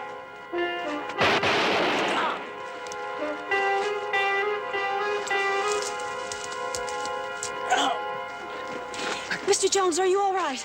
Yeah, how about you? Fine. Take their car, go find the police and tell them where we are. Yes.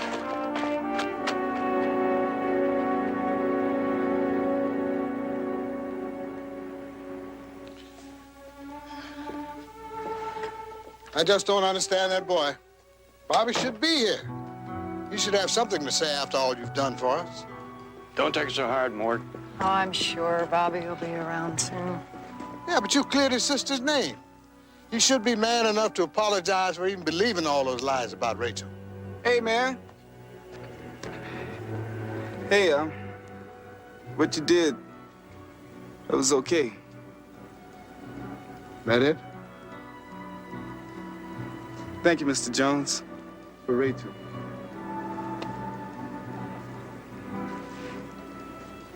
And thank you, too. You're welcome, Bobby. Come here, son. He gonna make you proud of him just like Rachel did. I hope so. Bye-bye.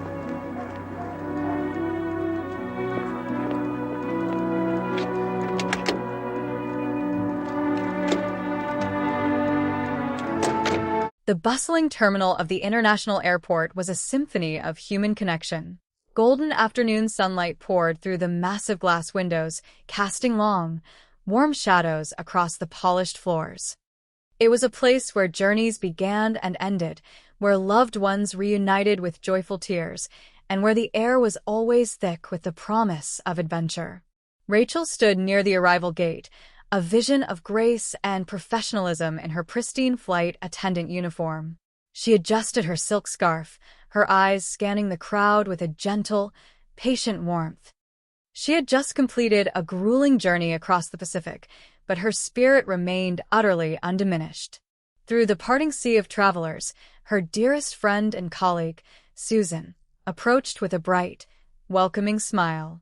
"Rachel, hi," Susan called out, her voice rising cheerfully above the ambient hum of the terminal.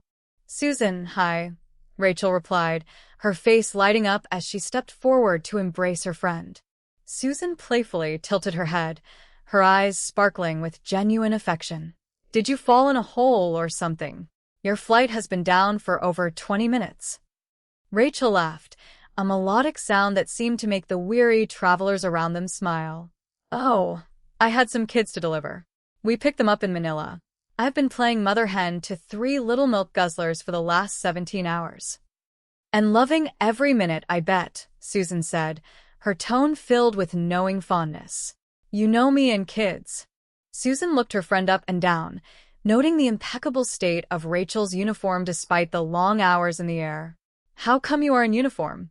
I thought you had 3 more days off." "Oh, that is why I was hoping to see you before I took off," Susan explained, her excitement bubbling to the surface. "To tell you, the apartment is yours for the rest of the week. I finally got a flight to the Orient." Hong Kong. Rachel gasped, her hands coming together in sheer delight. "Oh, that is terrific. Is it permanent?" No, only a standby," Susan clarified, though her enthusiasm was not dampened in the slightest. "Monica Finley got sick, so I am taking her place." Rachel placed a reassuring hand on Susan's shoulder. "Well, it is nothing to cry in your beer about. At least it will give you a leg up on a permanent flight assignment to the Orient." "I certainly hope so," Susan said, her eyes shining with ambition and hope. She looked around the terminal, suddenly realizing someone was missing. "Where is Mark? Did he not take the flight back with you?" Does Jane go without Tarzan? Rachel offered a soft, slightly tired smile. No, he is still in the customs line. He is to get his baggage through. Are you not going to wait for Mark to drive you home? Susan asked, tilting her head in mild surprise. No way, Rachel said, her tone light but firm.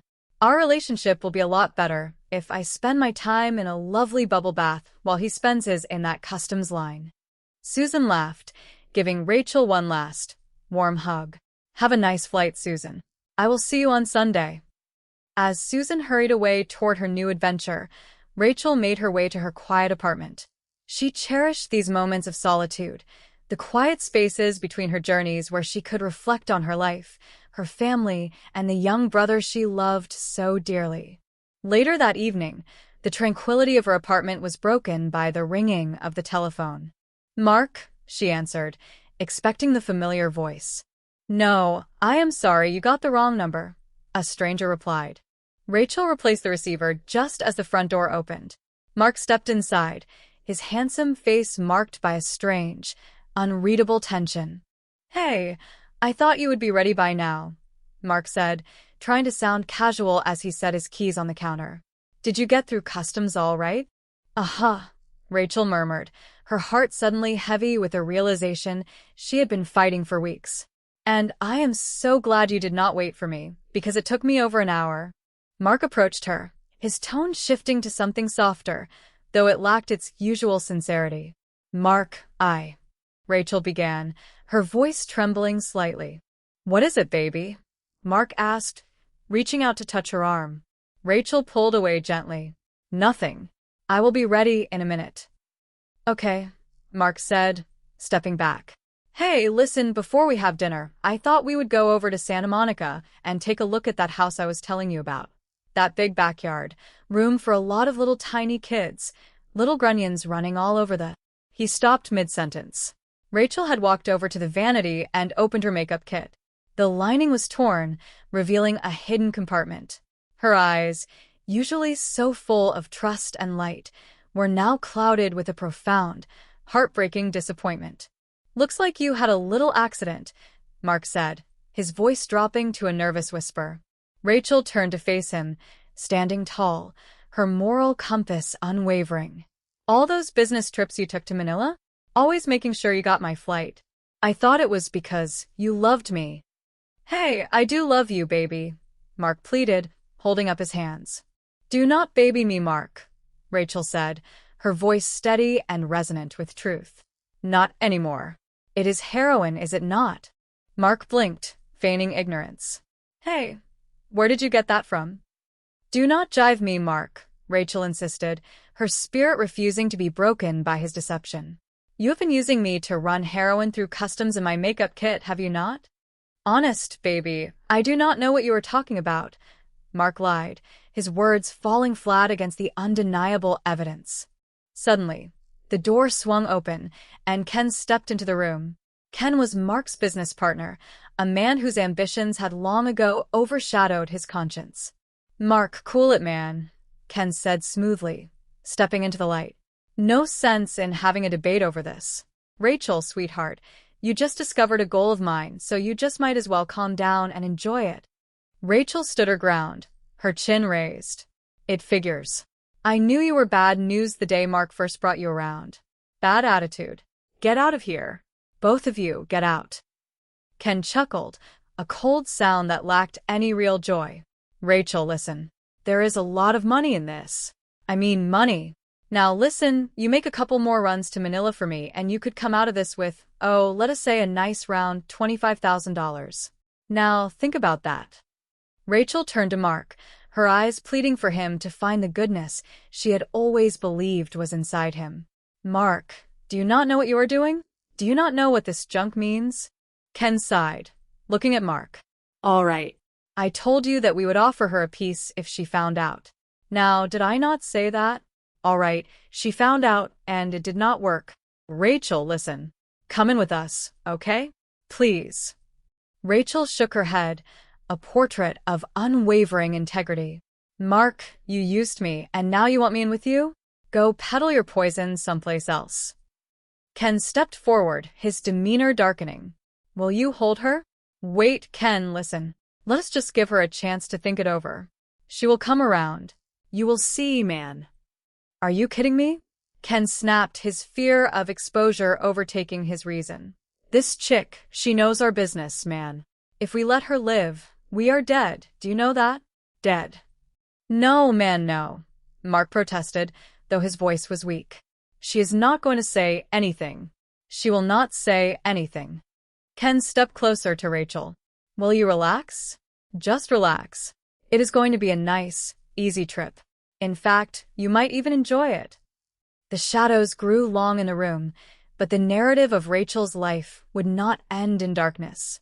Though those men sought to silence her light, her spirit would soon inspire a quest for truth and justice that would heal a broken family. Days later, the atmosphere in the modest home of Mr. Jones was thick with mourning, yet beneath the sorrow, there was an enduring foundation of love. Mr. Jones, a kind, hard-working father, sat in his armchair, his heart aching for his beloved daughter. His son, Bobby, paced the floor, his youthful face twisted with a mixture of anger and deep, unspoken grief. Now look at you, Pop, Bobby said, his voice cracking with emotion.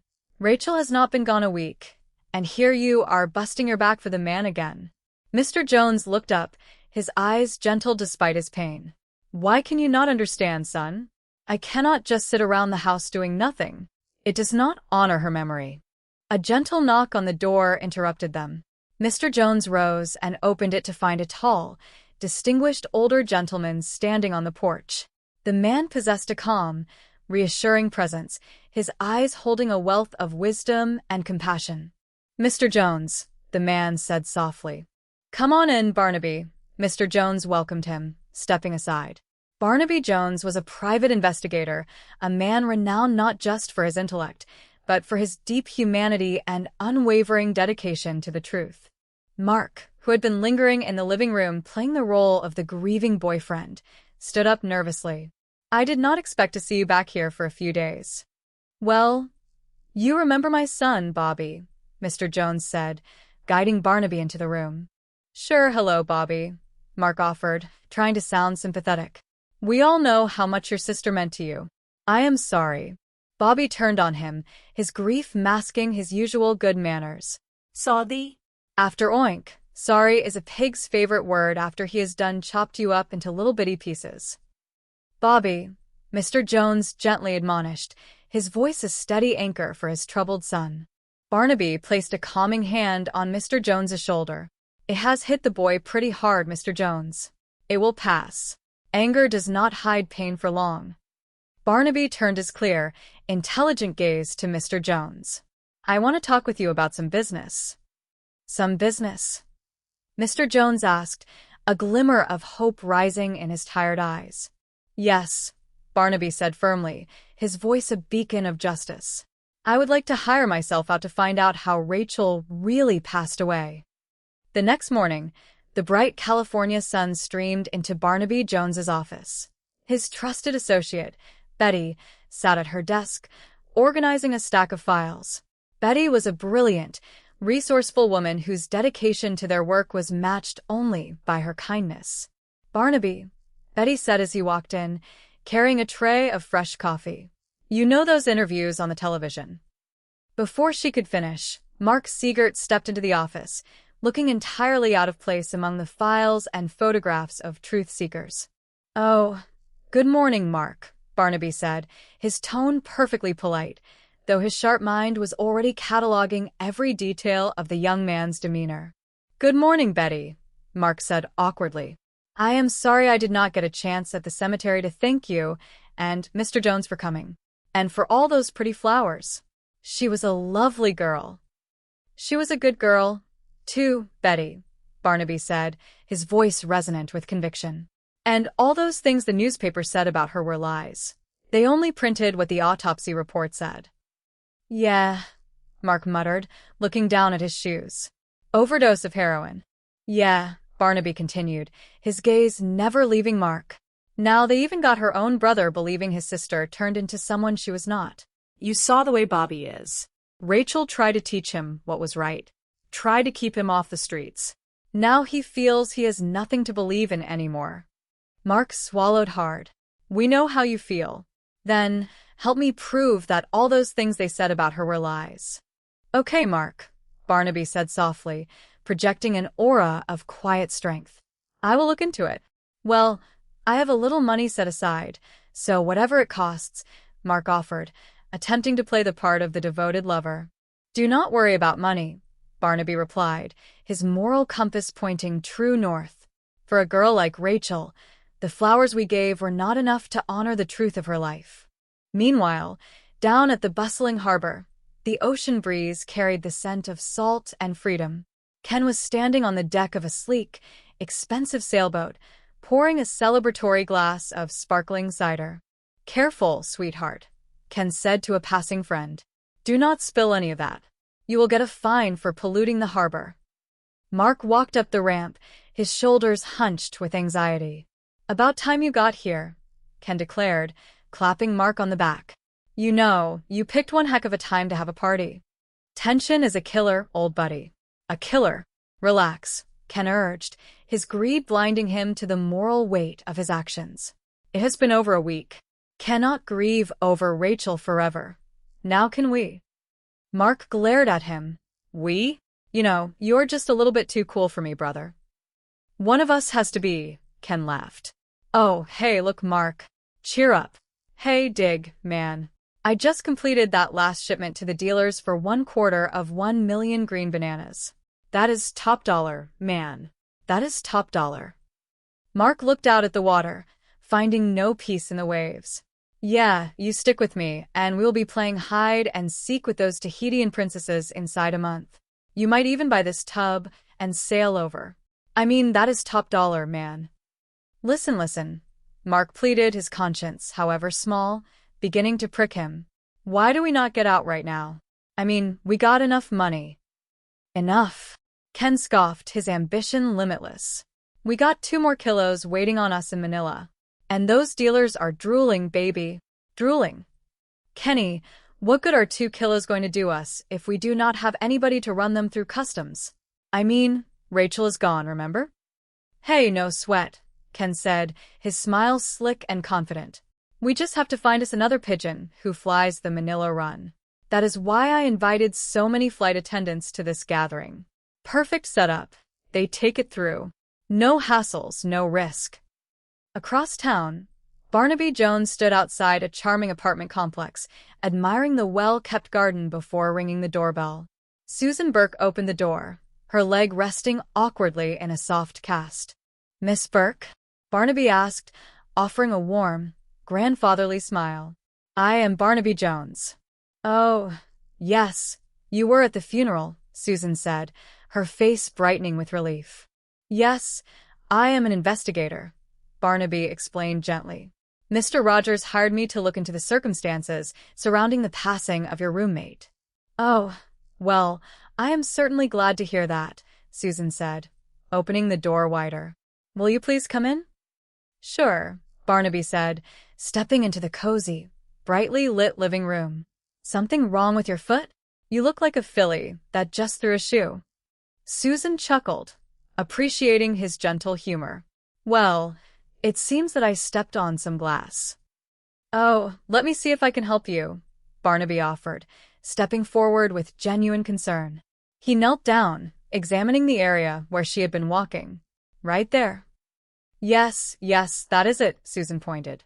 Well, let me see what we can do about that, Barnaby said, carefully inspecting the carpet. Please be careful, Susan warned playfully. I am a coward when it comes to sharp objects. Well, we make allowances for pretty cowards, Barnaby smiled, his eyes twinkling. He reached down and retrieved a shimmering shard. Oh. Feel better? Oh, yes, wonderful, thank you, Susan sighed in relief. There it is, Barnaby noted, holding it up to the light. It is like an old piece of mirror. Yes, Susan agreed. Barnaby spotted another glimmer nearby. It is like another piece over here. Oh, thank goodness I did not step on that, Susan gasped. Could be a souvenir from the firm you work for, Global International Airlines. It is Global International, right? Barnaby deduced smoothly. Oh, excuse me. Just a second, please, Susan said, reaching for a tissue to wrap the glass. Sure. Barnaby nodded. Oh, thank goodness it was not broken, Susan murmured to herself. I guess it was Rachel's mirror that broke. Barnaby's investigative mind began to piece the puzzle together. Did all the flight attendants at Global International Airlines get identical makeup kits? Yes, Susan confirmed. Rachel's father picked hers up with the rest of her things. Funny, I have never been superstitious about broken mirrors before. Well, it was not bad luck that took Rachel away from us, Barnaby said softly, his tone filled with respect for the truth. It was something much darker. I know, but that is what is so hard for me to understand, Susan said, her eyes welling with tears of loyalty for her friend. Rachel was really straight arrow, Mr. Jones, with a vengeance. She did not even believe in taking an aspirin. Any reason why she may have changed her style? Barnaby shook his head slowly. When something like this happens, a lot of things cross your mind. Any trouble that you may have heard about. Only with passengers who think a free pass comes with free drinks, Susan smiled fondly at the memory of Rachel's professional patience. Boyfriends, Barnaby prompted gently. Yes, a steady Mark Siegert. A very nice man, or so we thought. There was even talk of marriage. Where do I find him?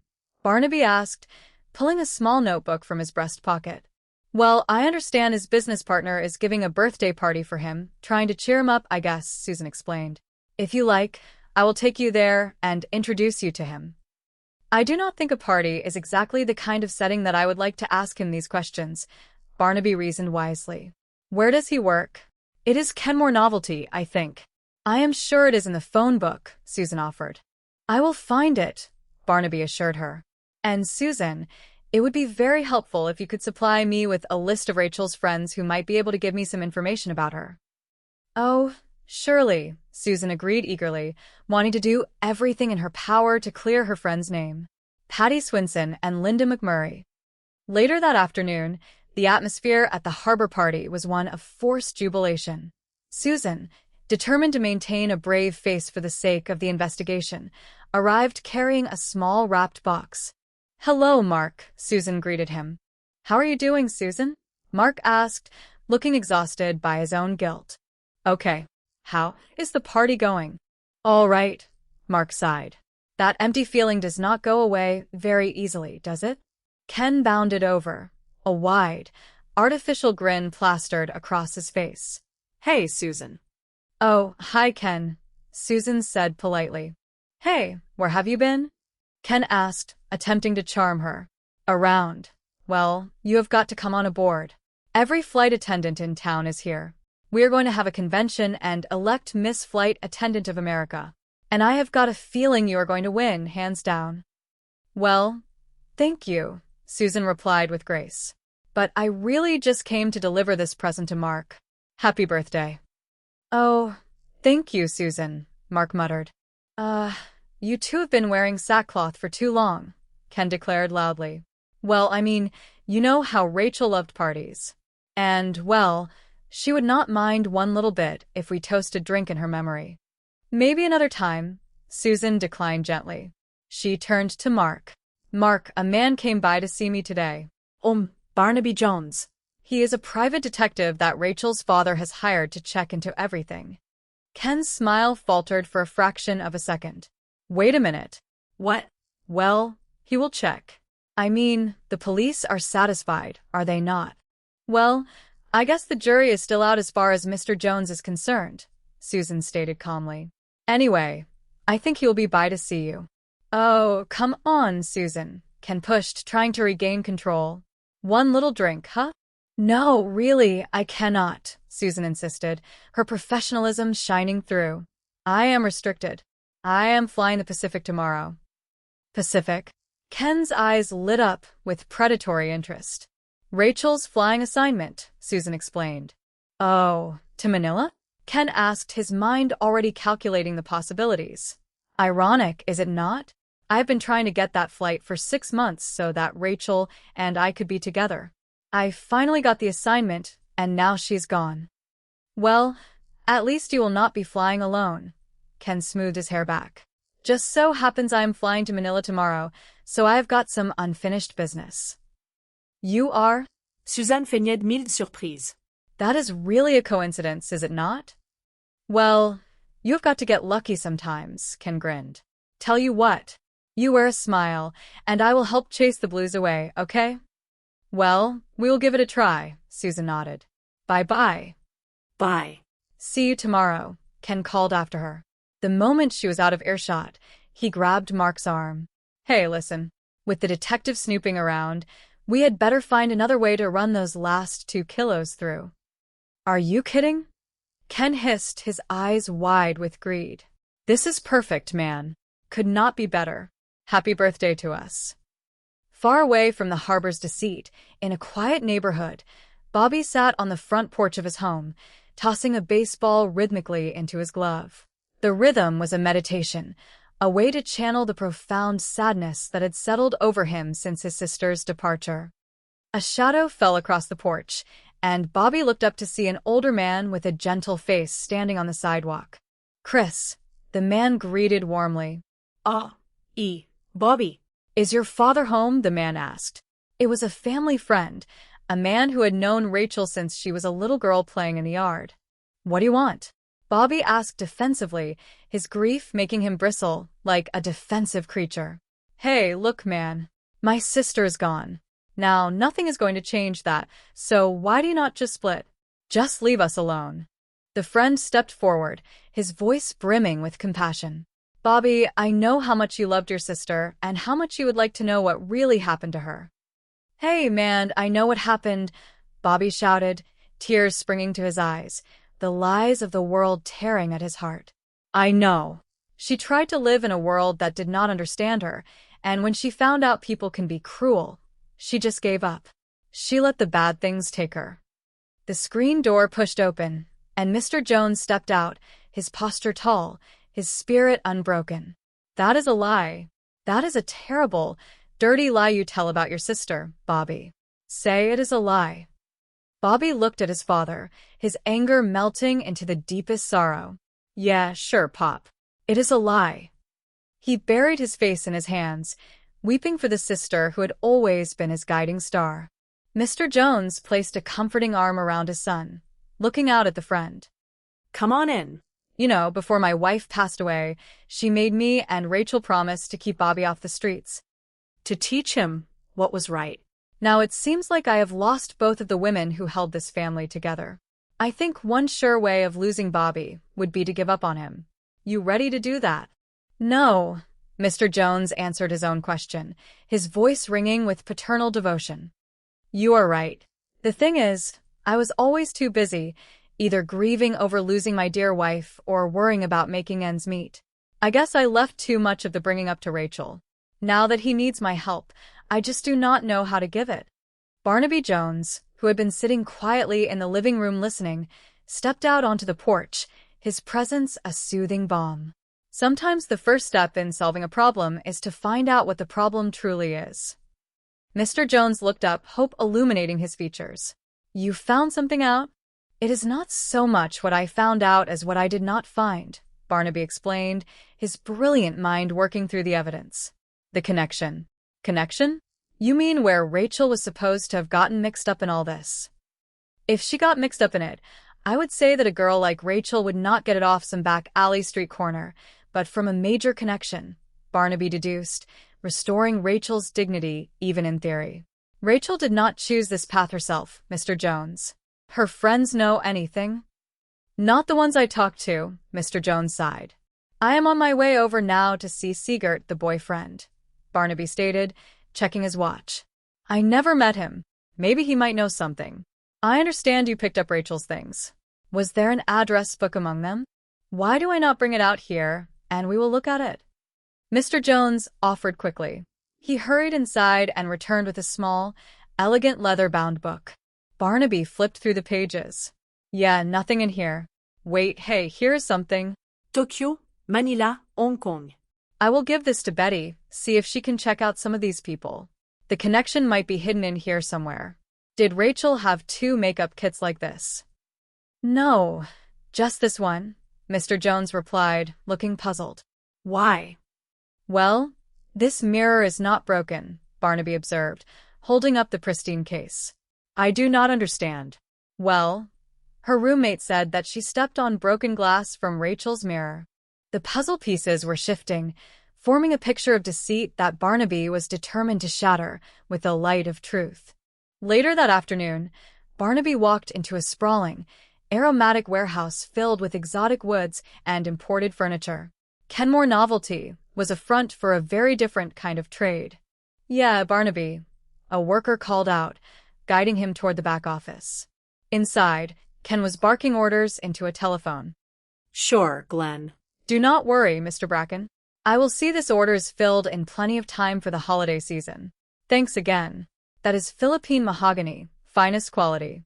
In fact, my partner is in Manila right now trying to get some more pieces. It is going so fast. He hung up the phone and looked at Barnaby.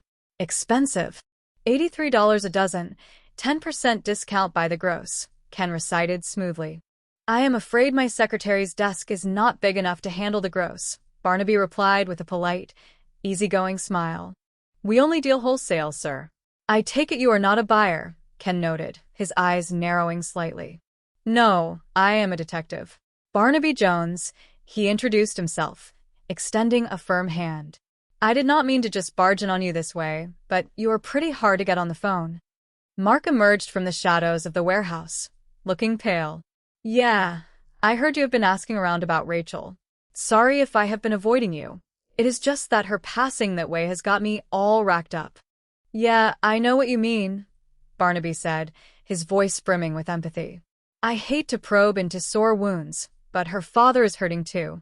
So is everybody else who loved her. What do you want to know? Mark asked defensively. I understand that you were on several of Rachel's flights to the Orient, Barnaby inquired casually, though every word was a calculated step toward the truth. Travel is part of my business, Mark replied quickly. I simply made it a point to reserve on Rachel's flights.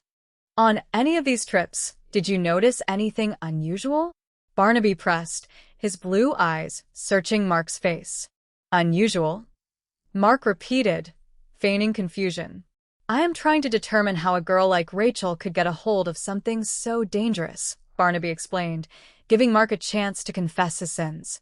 Yeah, that is something I cannot figure out either, Mr. Jones, Mark lied, his voice betraying a slight tremor. I guarantee you one thing. She never connected with anyone bad on none of the trips we took together. Then you were with her a great deal of the time, Barnaby observed. All the time, Mark insisted, leaning into the role of the tragic lover. I mean, we were so close, we might as well have been married. We were going to be married, too. I am sorry, Barnaby offered sincerely, mourning the truth that had been lost in this charade. Do these names mean anything to you? Paul Dawson? Fred Hammersfield? Hammersfield, yeah. Mark nodded nervously. He is a co-pilot for Global International Airlines. And Dawson, that sounds like a navigator Rachel introduced me to once. Why?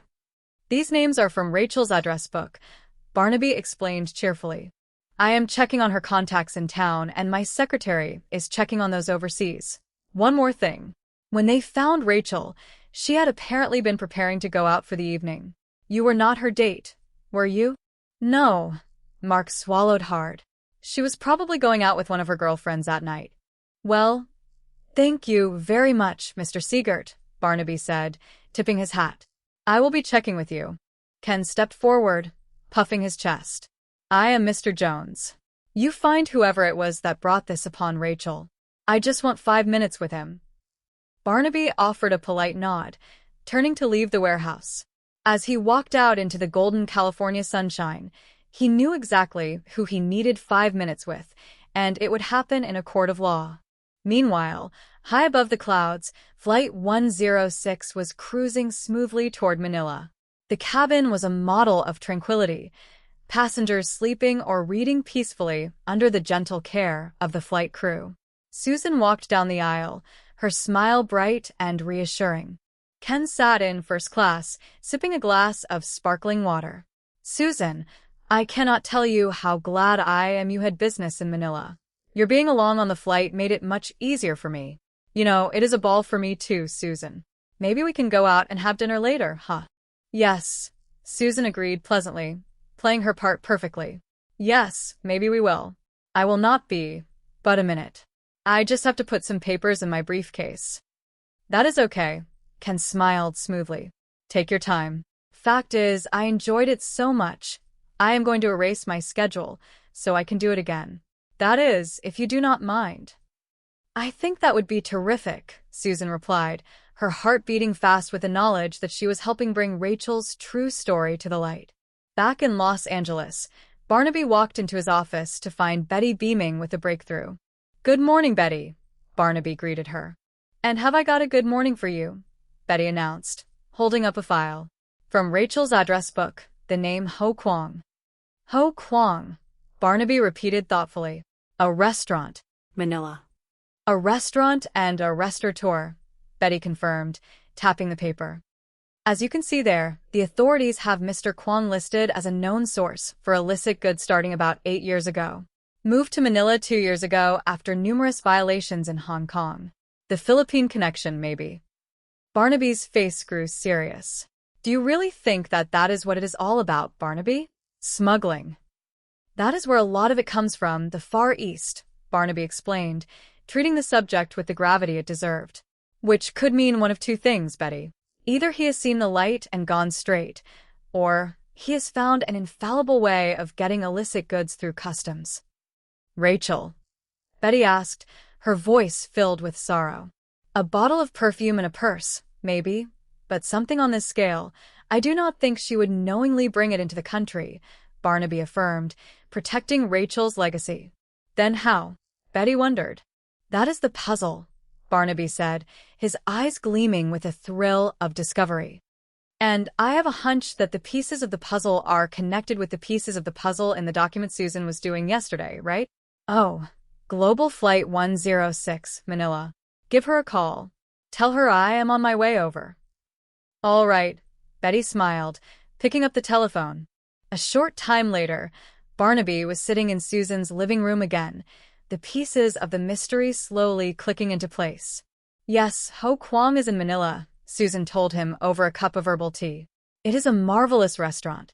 A friend and I stopped there for dinner before the flight back home. Would you mind telling me the friend's name? Barnaby asked gently. Mark's business partner, Susan answered truthfully. You know, if Ken were not in the import business, he would make the most marvelous travel guide. He really knows all of those interesting out-of-the-way places. While you were in the restaurant, did you meet Mr. Kwong? Barnaby probed further. Oh, yes, Susan nodded. He and Ken seemed to know each other quite well. Susan looked at Barnaby, a question forming in her eyes. Mr. Jones, you did not come all the way over here to ask me about my trip. Does this have anything to do with Rachel? Barnaby sighed softly, a warm, paternal sound. Oh, right now I feel kind of like a fisherman pulling in a tugging line. What did Ken and Mr. Kwong talk about? Old times mostly, Susan recalled. About when Ken and Mark first met Mr. Kwong during their time overseas. Any talk about business? No. Susan shook her head.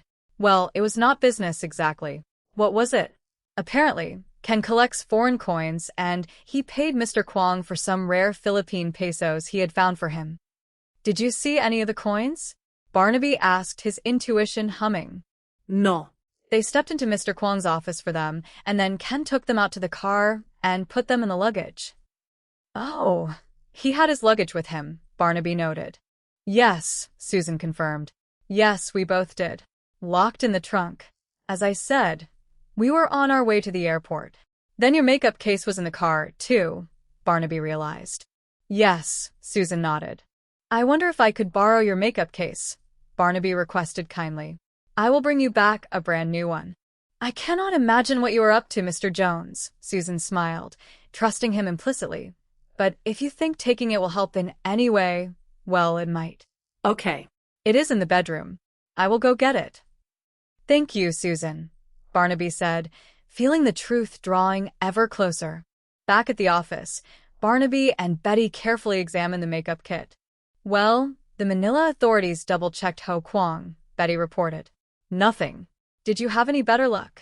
Absolutely none, Barnaby sighed, turning the case over. No secret compartments in Rachel or Susan's makeup kits. No trace of anything hidden. Not so much as a fortune cookie crumb, Betty said playfully. What now? I do not know, Barnaby admitted, tapping his chin. I am sure I am right about Siegert and Morley, especially when they are hooked up with a man like Ho Kwang. Barnaby, what about 3 kits? Betty suggested brightly. That is possible, is it not? They could have moved the goods through customs by switching these kits with a false bottom. Then what do you do with the 3rd kit?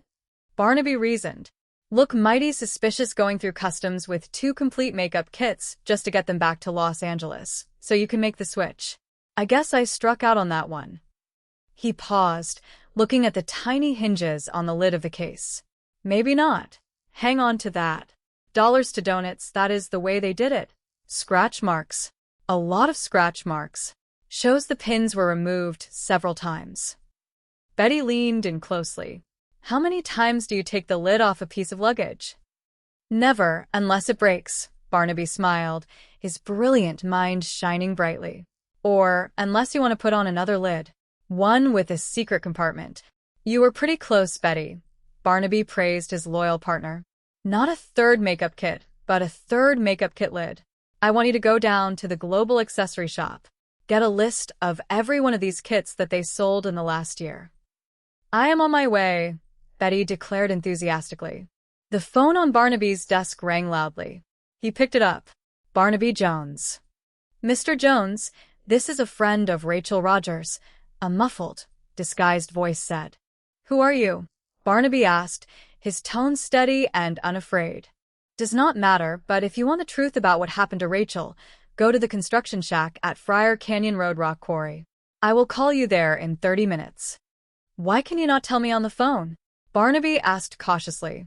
Look, Mr. Jones, I am taking an awful chance as it is, the voice claimed. And the dudes involved are real heavyweights. I do not want them leaning on me afterward. I assure you, everything you tell me will be kept in the strictest confidence, Barnaby promised, a beacon of integrity. And I am making sure it is, by not taking any chances on you taping what I have got to say. 30 minutes, Mr. Jones. Yes or no? I will be there, Barnaby agreed, knowing he was walking into a trap, but trusting his ability to bring justice to light. Barnaby drove his classic car out to the abandoned rock quarry. The area was quiet, bathed in the peaceful light of the late afternoon sun. He parked near the wooden construction shack and stepped out, the gravel crunching beneath his shoes. A solitary payphone hung on the side of the weathered building. The phone rang. Barnaby picked it up. Hello? Yeah, Mr. Jones? The disguised voice asked. Yes, Barnaby answered firmly. Yeah, the guy you just talked to, he got tied up. He said he would be back with you in a couple minutes, okay? He wants you to hang on. Barnaby's keen instincts flared. He looked around the serene landscape, his eyes scanning the ridges. Listen you, whoever you are, I do not know what games you and your friend are playing, but you can count me out. Now, if he wants to talk to me. Suddenly, a heavy piece of machinery up on the ridge, deliberately released, came tumbling down the hillside, aiming straight for the shack. Barnaby moved with incredible agility for his age, diving away from the structure just as the machine crashed into it, shattering the wood. He rolled smoothly into a nearby drainage ditch, perfectly hidden and entirely safe, though out of breath. The dust settled over the beautiful canyon. High above, Ken and Mark looked down, assuming their dreadful deed was done. Hours later, back in the safety of his office, Barnaby was brushing the dust off his suit, looking remarkably cheerful. Betty was fussing over him with motherly concern, while Susan sat on the sofa, wide-eyed with relief. Yeah, just like Mark claimed, the reports of my passing have been highly exaggerated, Barnaby chuckled, his spirit completely untouched by the malice of his enemies. Well, it might have been a different story if that ditch had not been so handy. Yeah, I would like to find the guy who dug that ditch and give him a bonus, Betty said, pouring him a fresh cup of tea. I will chip in. I will chip in. Barnaby laughed heartily. And call my friends downtown at the newspaper and thank them for leaving that part out of the story. You know, you have a great many other friends who are never going to forgive you for this. Betty scolded him affectionately. Yeah, I feel real bad about them, but there is no way of telling them the truth without tipping off our friends Sigurd and Morley, Barnaby explained, his strategic mind always 3 steps ahead. Susan leaned forward, her voice trembling slightly with awe. Well, it is so hard to believe, Mr. Jones. Are you really sure Ken and Mark are responsible for what happened to Rachel? I am almost positive, Barnaby said gently, offering her a comforting smile. I only talked to Mark once, but I would swear that that voice on the second phone call was his even though he tried to disguise it. Then he set you up for Morley, Susan realized. That is my guess, Barnaby nodded. And that is the reason I wanted to talk to you, Miss Burke. I do not want you exposed until you know the full situation. You know, Ken made a big thing about flying with me on my next trip to Manila. Well, I think if I talk to your supervisor, she can switch you to another flight, Barnaby suggested protectively. What if I went to Manila with him? Susan offered, her bravery shining through, inspired by her love for her fallen friend. No. I could not let you do that. Barnaby refused immediately, valuing human life above all else. It is too dangerous. Mr. Jones, in spite of what you have been able to put together about Ken and Mark, you do not have enough to convict them, do you? Susan asked intelligently. No, not yet, but in time we will have the evidence, Barnaby promised. But if you caught them with the evidence in hand, the authorities would have a case right now, would they not? Susan pressed, her determination unwavering. No, I cannot let you go through with that, Barnaby stated firmly. I am not doing it for you, Mr. Jones, Susan said, her voice ringing with a clarion call of true friendship and loyalty. I am doing it for Rachel. You cannot stop me. You would be on your own until your flight gets back on Friday. Yes, I know, Susan nodded bravely. But they would not do anything to me. They need me to get it out. Once we are back, you can take it from there. Over the next few days, Barnaby orchestrated a masterpiece of misdirection.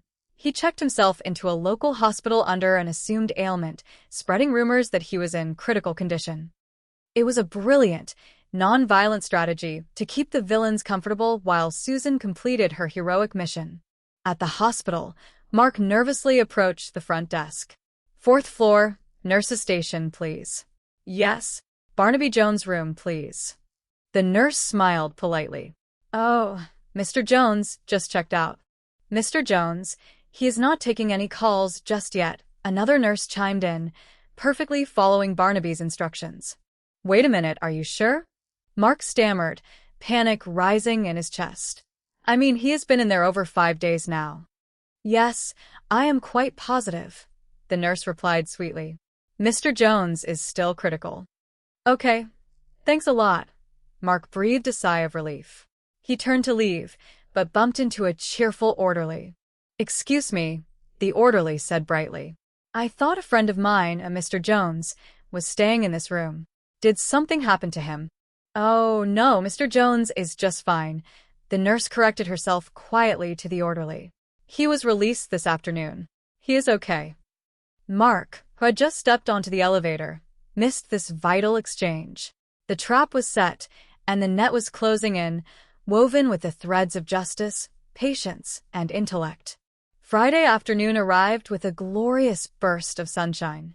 At the airport, Barnaby and Betty sat in his car, watching the terminal doors.